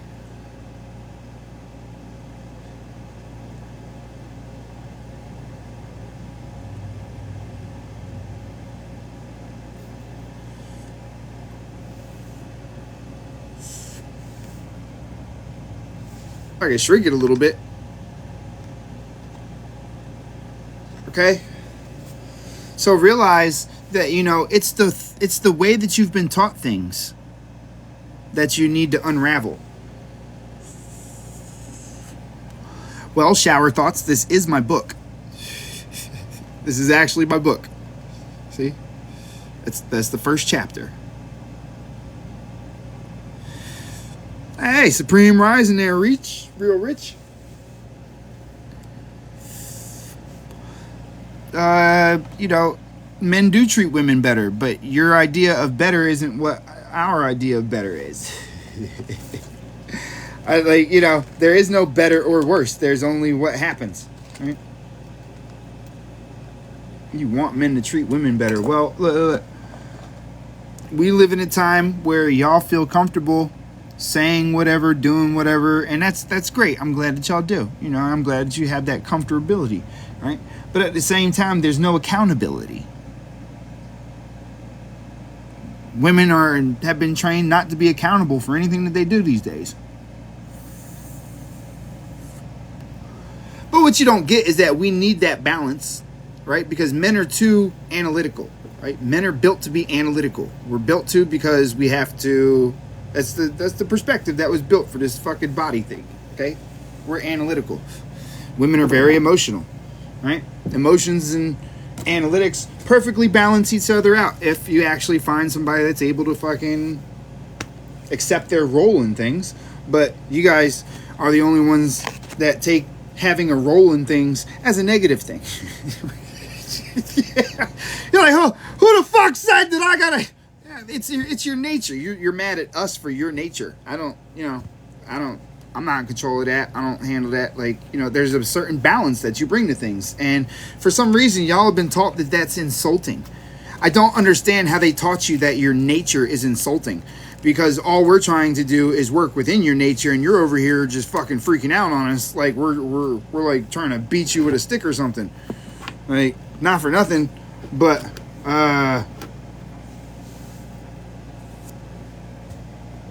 y'all don't really like to be held accountable for nothing. And that makes it hard to fix things because we get and we eat it.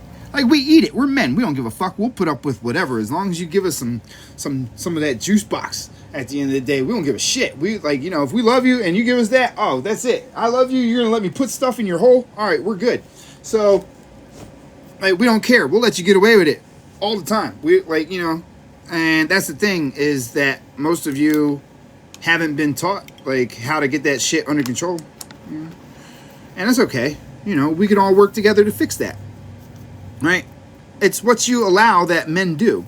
What y'all don't understand is that women don't have loyalty at all. They actually attack each other on a regular basis. All your girlfriends will get together and tell you fuck him instead of telling you all the good things and how they wouldn't do that in their own relationship. They'll lie, say I wouldn't do that, and like, you know, y'all are very competitive secretly against each other. That's why none of you have real groups of girlfriends for real. Like, it's always like, men, we can all just get together, meet randomly at a fucking baseball field. Somebody shows up with a bat, somebody shows up with a ball, and a bunch of people show up with mitts, and all of a sudden we're just random dudes that are just having a good time playing baseball. You get what I'm saying? We have that ability. Y'all don't have that. Y'all don't have that. It's this secret war that they've pitted against each other for some reason. Right? Women are more competitive. You know why they're more competitive than men are? Because women are what? Emotion-based. You're emotion-based. Emotions, I gotta fucking, it's mine. And you get what I'm saying?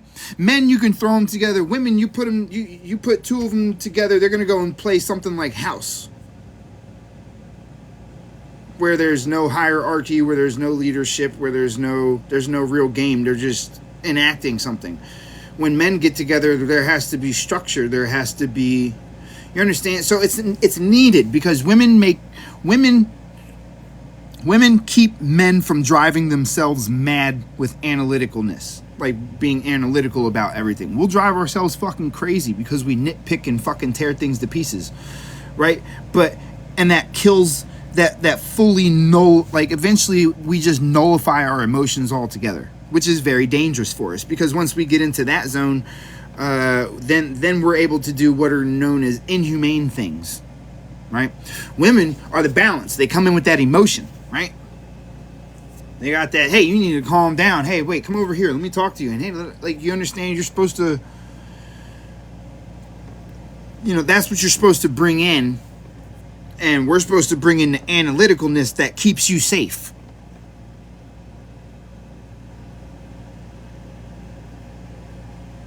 You understand? We have to keep you safe from other people like us.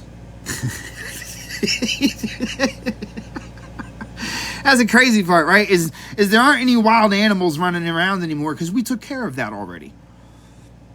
Realize, hey, look, this is the thing, women. This is the thing, all right? This is the big thing with society, all right? I'm gonna talk to y'all for a second about this. Since we're on this subject, I'm glad we're talking about this because I almost never get a group of people to talk about this with, all right? Look, this is the thing, right? Like, check this out. Hold on a second.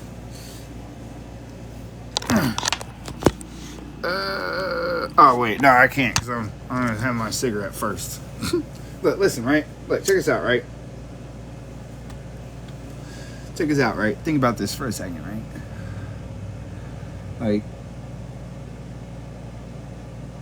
you guys have the ability to balance any man out.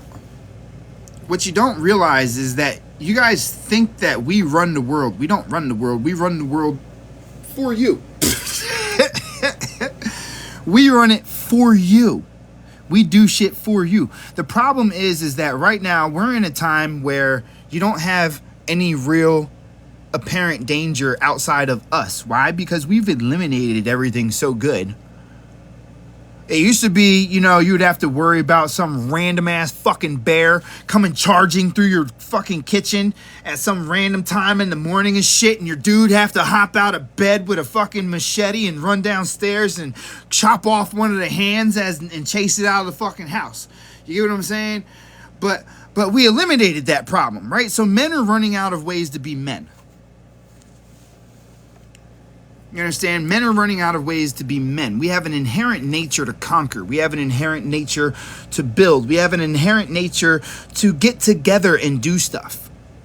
We have to, because that was the only way that things survived. Everybody talks about these Akashic records like we're not ruled by them. Why do you think you have genetic coding, right, that's stored in this fucking vessel that is the genetic coding of all of the generations before you? You are the reincarnation of everything from your past, which means that everything from your past is stored in your genetic coding and you're running off of it. That's what guides you through everything now. That's why you know so much now. It's one and the same. Okay? So realize that we have a need. Why do you think we have video games? Why do you think video games are so addicting to men?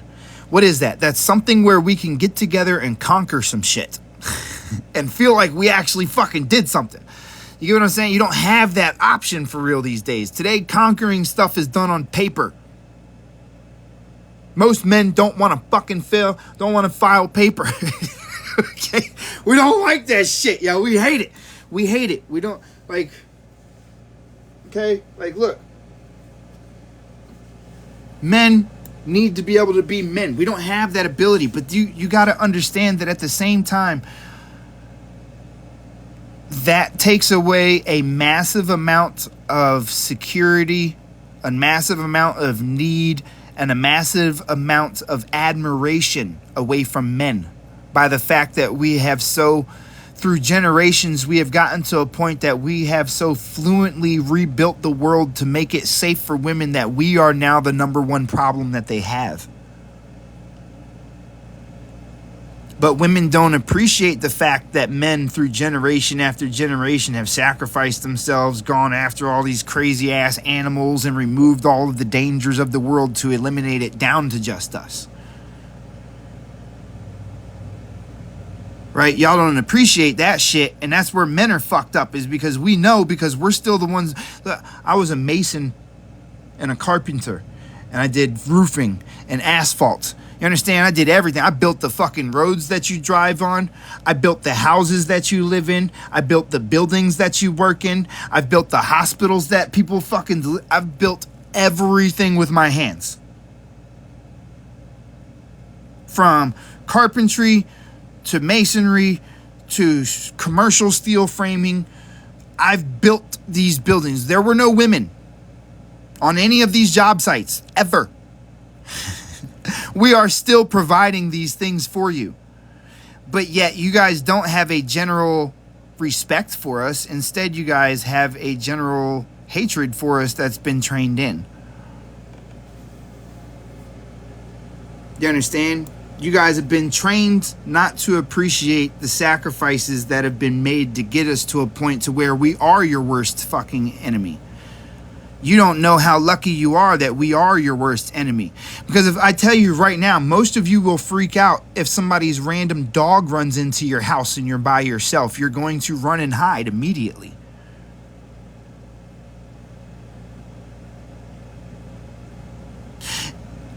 If a bug flies into your fucking house, most of you are going to hide. Why? Because it's us that we're supposed to take care of those things. Most. I'm not saying all, but realize that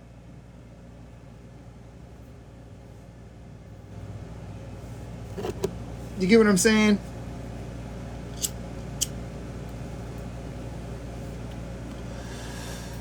But that's the problem, is men don't have very many ways to be needed the way that they are in order for women to feel like they need them. The problem is now that now that all these things are done, we have now become the worst enemy.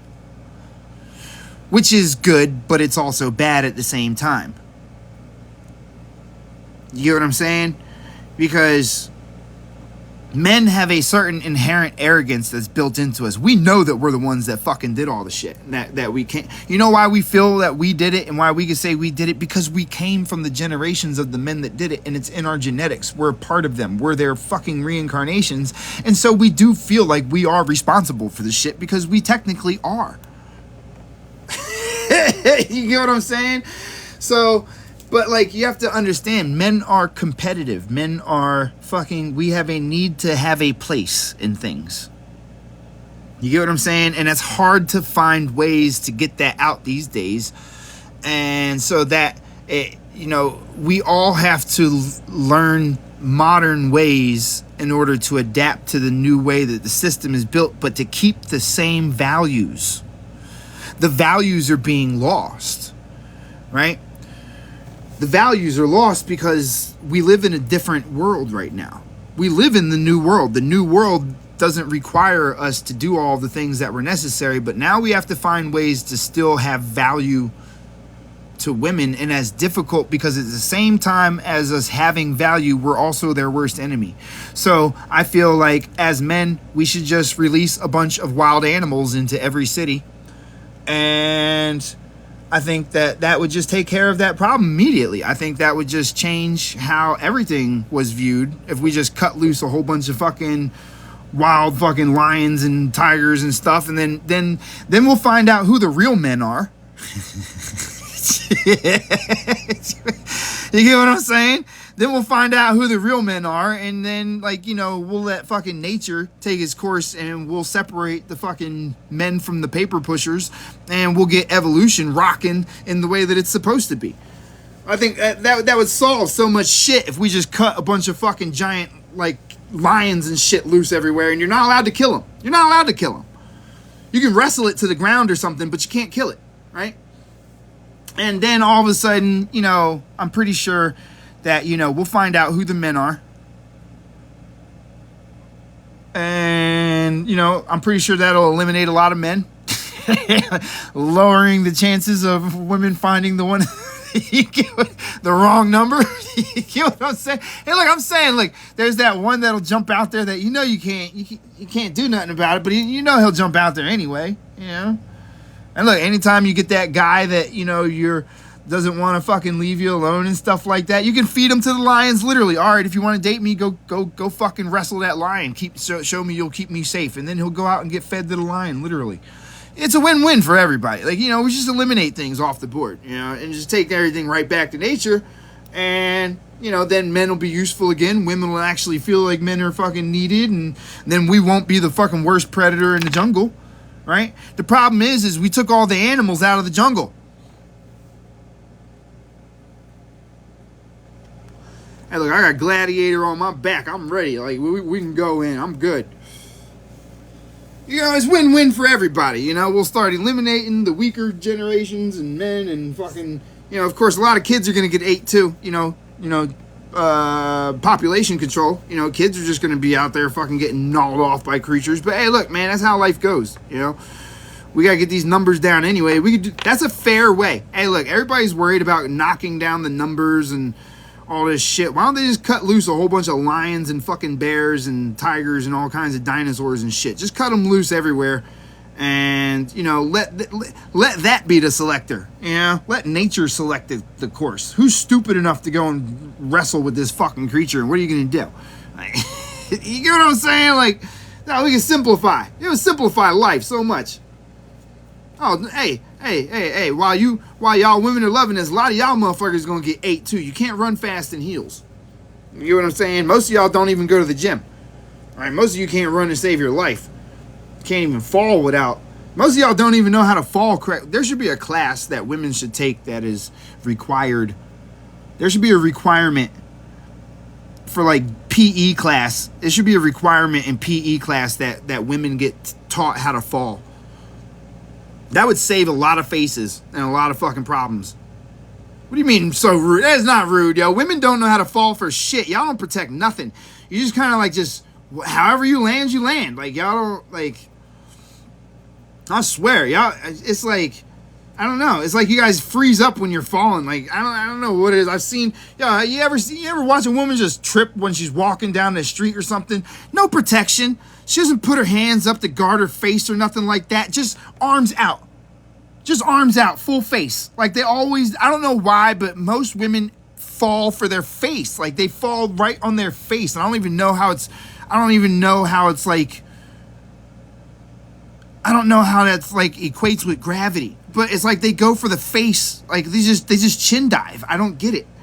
It's like everything just shorts out and they automatically do this V shape and they just dive face first into everything. Like, you have hands. Y'all have hands. God, I be seeing it. Yeah, I be like, what the fuck? I be like, yo, why didn't she put her hands up?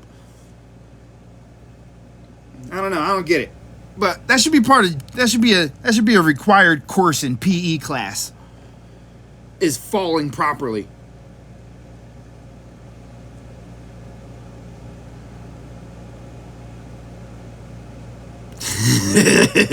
I'm just saying, man.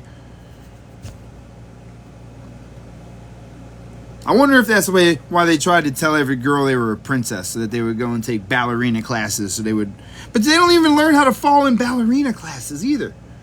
It's not graceful. It's just as bad there too. Like, how do you learn to be a ballerina and have balance, but when you fall, it's just all face? It's all face and side boob. That's how it usually goes.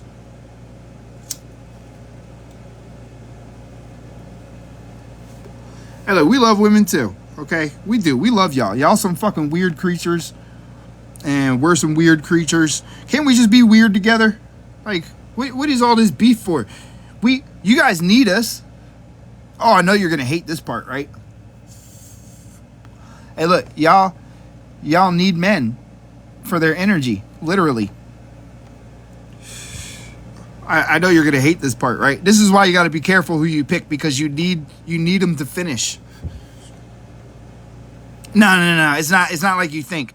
I mean, you need him to finish. You need his energy, because you stop producing that energy when you go through menopause. That's why women age so roughly that are single and shit like that. That's why it's so brutal, is they don't have the energy. You need that at least. Hey, you know what's funny about that? is like most marriages they end up like sleeping together like once a month, like clockwork. You know why that ends up like that? Because inherently you need that energy every month, at least once a month.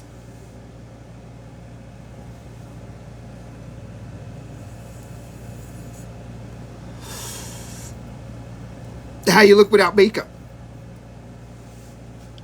Miss Biscuits? I'm gonna follow you back. I'm gonna go look, because since you said that, now I gotta go and look. Since you're 53, I gotta go look. You're only 13 years older than me, yo. You're not much older than me, yo. But motherfucking look, check this out, right? Look, listen, right? Listen. After menopause, you don't generate the energy anymore because the energy comes from the children. For you, it's the seed. Your sacred secretion takes place during the ovulation, when you get that new egg, and that charge goes to the egg for you to fucking reproduce. That's when your sacred secretion takes place. You don't have to track it on the moon or anything. You don't have to track the calendar for that, because that's the time that is. Oh, but the tracking of the calendar has to do with the new blood. Okay. Yeah, it's a separate thing. Anyway. So look, right? It's the energy that's transferred into that egg. You're basically keeping the energy from the egg. Just like men, we have to do it every 28 days. We don't have a way to track ours like you guys do. Yours is easier because we just generate all the time. Like we have constant flow of energy. That's what the children are. The children are the constant flow of energy, right? But there's a specific time of month when we have a large transference of energy the same way that you do. It's the same exact way that you do. The only difference is that it's like a large, basically it's like a large ball of energy that's sent down there to recharge the factory that creates the kids. That's the best way to explain it. Like the easiest way without going into all of the scientific shit, right? The easiest way to explain it is your brain is what creates the energy. The energy then gets sent down to be regulated through the body. Right? And what happens is once a month, every 28 days, you get a recharge for the reproductive shit. All right? That's a separate factory by itself. Okay? It takes a lot of energy for these things. Okay? So there's a large jolt. There's a large jolt of energy that travels. Okay, it goes down to the sacrum where it mixes with the blood and then returns and gets dispersed through the heart and then up into the mind. Now, if your mind is off, you're going to be giving into dopamine, adrenaline, and fear thoughts and stress and all of these things. This is why this is important. This is what this is preparing you for. Okay? That's what this is preparing you for. Because you have to get your mind right first, right? That's what people don't realize. Everybody tries to skip this part, okay? Everybody tries to skip this part. I'm sitting here trying to teach you how to rewire your mind for a reason. Okay, the reason I'm doing that is because you have to get all of these so-called negatives out of you. You have to pull these ideas out of you of being negatives. You have to be able to reprogram it in that moment so that you're not over-inducing fluids in your body. Okay, this is how you get your chakras in order, because your chakras are the endocrine system. Matter of fact, here, look.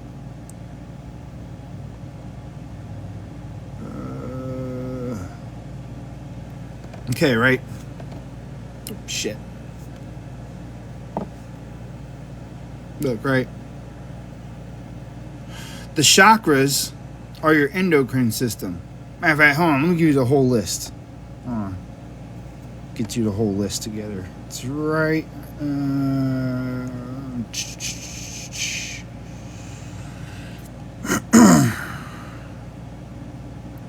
Where's the one with the actual list on it?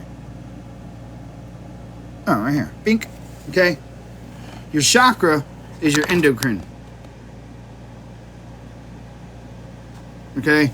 That's where your sins come from. It's the energy from your head. The shock that it carries to the different organs. Because, right, your crown is the brain. The third eye is the pineal gland. Your throat is your thymus. Your heart, I mean, not your thymus, but your thyroid. The thyroid is the throat. The heart is the thymus. The solar plexus is the adrenal gland. And the pancreas. The sacral is your stomach, kidneys, liver, and the root is the reproductive organs. Stop it, Chase. Stop it. Stop it. Stop it. Stop it with this masculine, feminine shit. It doesn't exist. Listen. This is the book that I'm in the process of making right now. You understand? I already have my book. This is the book. All right, this is my first book. This is the one that gets your mind right. Okay, you have to learn how to read. You have to find the love that's in everything, and then you have to be able to take yourself out of these things and back into the love.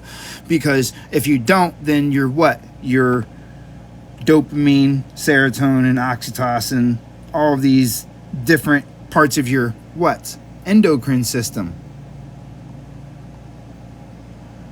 are being accessed on automation. That's what the problem is you have an automatic, your mind is set up to automatically induce certain responses to certain behaviors because you've been programmed for things to be seen in a certain light. So we teach you how to remove the way that you've been taught to view things so that your body is no longer reacting to those same ideas in the way that it was already taught to, which makes it so that you're not overusing the thalamus and the adrenal gland. Yeah, it's psychology that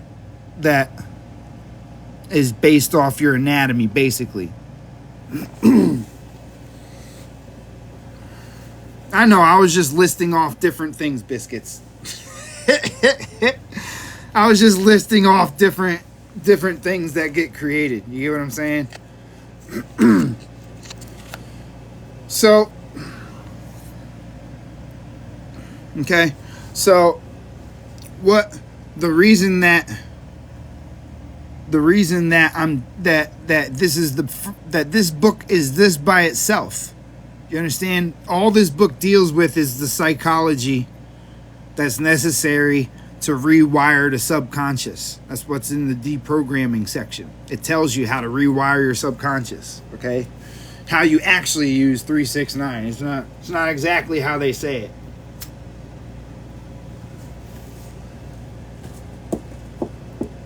Oh. Okay. So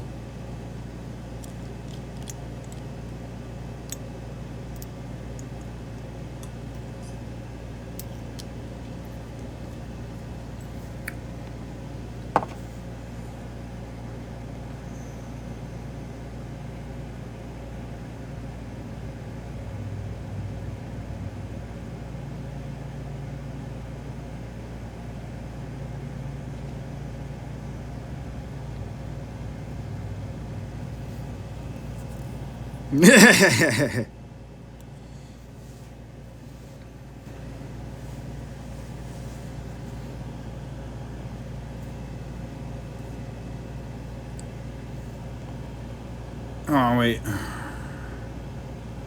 Let's do this. Mute. Oh, got him. So, I don't know. I don't think you missed too much. Hold on. Let me see how long we've been live. Ah, fuck. 2.5 hours. I don't know. You might have missed a little bit. Okay. So, you know, we deal with the things that are the biggest ones to conquer. Oh, thanks, Perry. I don't use TikTok for teaching. Why not? Why not? Why wouldn't you use TikTok for teaching? What other purpose would you use it for? Why not? I like teaching people. I start at 9 a.m. Eastern Central Time, I guess. I don't fucking pay attention to that shit. I don't know. It's 9 o'clock where I'm at. You figure that out.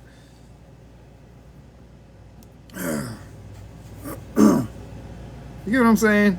Personal preference. Okay, but if you're not using the tools at your hands for learning or teaching, then what are you using them for?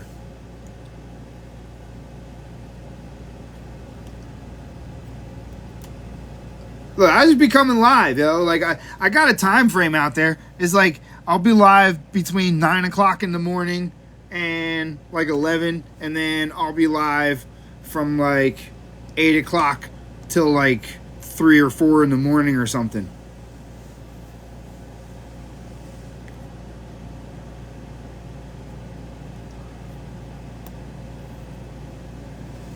Oh, I'm not worried about what psychology is, my friend. I'm not giving you psychology from a psychologist standpoint. I'm giving you psychology from a learned standpoint. I'm giving you psychology from the fact that I've spent my entire life trying to pick apart people's minds to figure out what made them tick, to a point to where I can probably, well, actually not probably, I know that I'm verified by a lot of psychologists with the things that I tell people, because when I tell people stuff, they go back and tell their little therapist or psychologist or whoever they talk to the things that I tell them, and then they tell them, that's a good friend, you should probably keep them around you.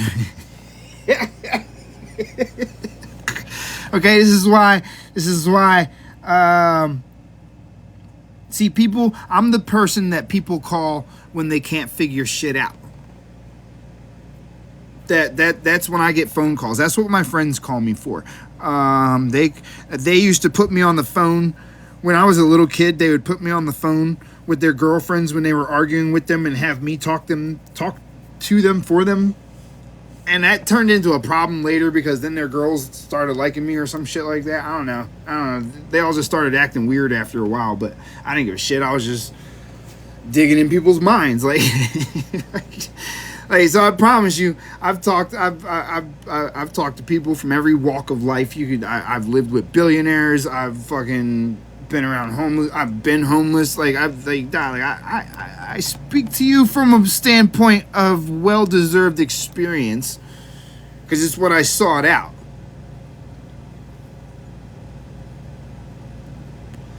But what you'll find is that I have hundreds of thousands of people that will tell you that I've helped them. Literally. You can go and look at my account. Just look up my hashtag. It used to have the numbers next to it of how big of how many views were on a hashtag. The last time I got to see it, it was over 12 million something, right? Because this is like my 9th account, because I've gotten so many banned because they got too big, and I tried to build communities and stuff. I don't know. I thought like making a free community would be dope, yo, but apparently that's a bad idea. They don't want a whole bunch of fucking people freed from the system. You get what I'm saying? Like, I thought we were supposed to build communities and stuff.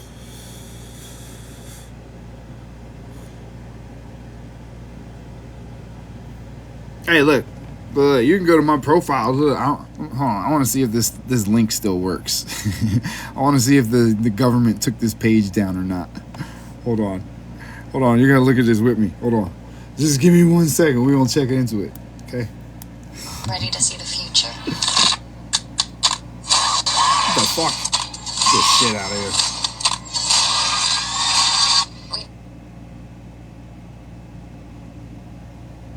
I want to show you something. Didn't just read the cards. We brought them to life. Ah, there we go. All right, look, check this out, right? Go on my link tree, right? If this still works, you're going to like this. Right? Look down here at the bottom. See down at the bottom? Free energy devices. Let's see if this link still works.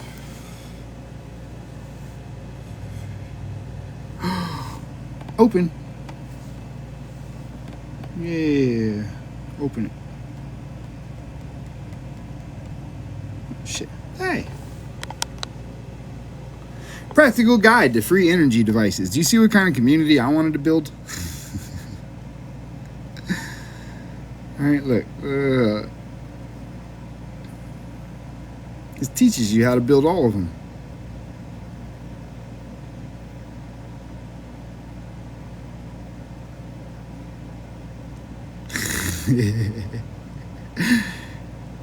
Also teaches you how to do the look. How to do the electroculture for the crops. All right.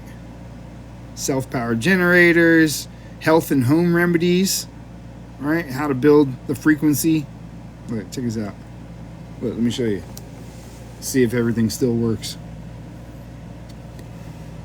Now you see why they didn't want me building, why they were shutting me down when I tried to build a community. I literally had like 20,000 people ready to just up and move into an area and just start buying up all the property and stuff.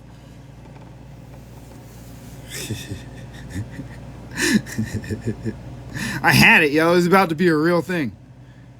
It was about to go down. When TikTok was like, hey, wait a minute. Open. Sorry, this fucking thing's been slow ever since I put that memory card in there. Oh well, it works. It just works better on a computer and shit than this tablet. Just try it on your phone and shit, you'll see. Ooh, look, we're up to 75K now. Yeah! Yeah, we're getting back up there. Hey, look, I'm getting up there. Look, I'm getting close. Right? I'm getting close. You know what I'm saying? I just want to get back into the 100,000 mark. That's all I want. You get me? I just want to get back into the 100,000s. That's when things start to get popping. That's when you can start moving stuff. Do I use electroculture? Not yet, not where I'm at, but I'm going to. I've seen it. I've seen the results of it. Yeah, I'm around the corner, right around the corner. But look, right, so, you know, we deal with the things that you need to reshape the way that you view them, right? Let's go to the one everybody fucks. Number 32. I mean, check this out, right?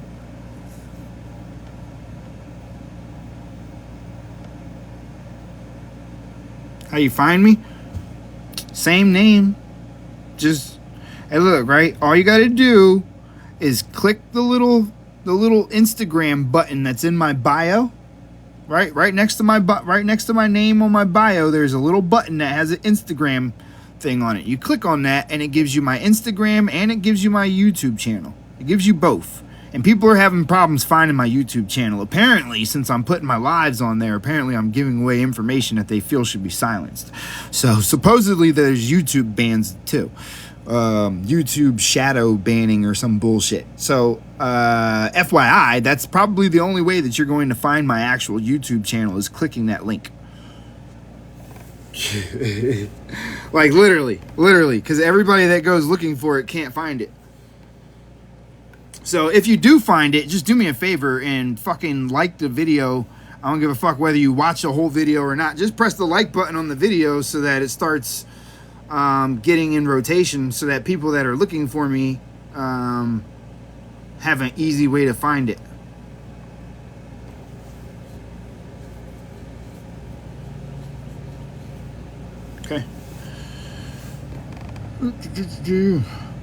But anyway, so look, yeah, it's time for me to get rolling. I got stuff to do. I covered my 9 to 11 spots. So look, right, for those of you that are interested in getting a copy of the book, you can Cash App or Venmo the Book of Johnson, and I can give you the e-copy, and you get access to my occult e-folder, which has a whole bunch of really good literature and things in it that deal with occult teachings and things like that, like the Hermetic ways and all that. Like, it's a lot. Okay, so if you want to get the e-folder through me, and if you get the e-folder, the other thing is you don't just get the Kingdom, you're also going to get Kn្��едge, which is going to be the second book, which deals with the body. The first book is this one, which deals with the mind, and this book is in the that e-folder. But the second one I'm in the process of putting together. So once that comes out, that's going to be in that same e-folder. So if you get it now, you'll have access to both. The e-folder is a $25 donation. Or if you want to buy the physical book, right? We got physical books too. If you want a physical one, you can go on Amazon and the link's in my bio. You just go on Amazon and fucking click the link, and it'll take you to the book on Amazon, so you can get a physical copy. Yeah, I'll be back on tonight. I'm gonna try to get on every Monday through Friday. I'm gonna be on 9 a.m. and 8 p.m. I think. See ya.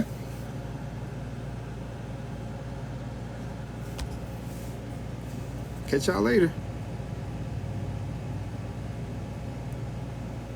Oh, fuck, I forgot to tell you. Okay, right.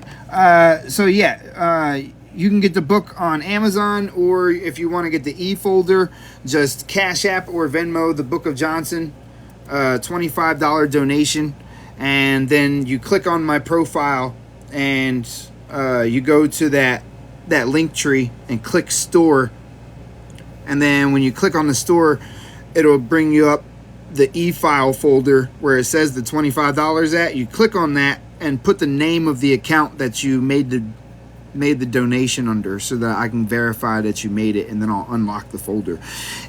If the folder doesn't have the account to verify, it's going to get declined. I'm just going to tell you that right now. If I don't see the donation that's attached to it, then I'm going to decline it. So, just a FYI. If you don't have Cash App, you can use PayPal. I have PayPal. That's under my dog business, Taboo Bully.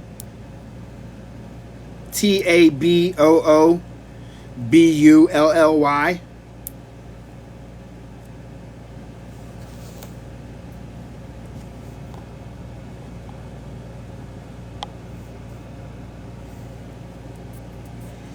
Alright. So I'll catch y'all later. Just inbox me if you got any questions. Catch you later, cat.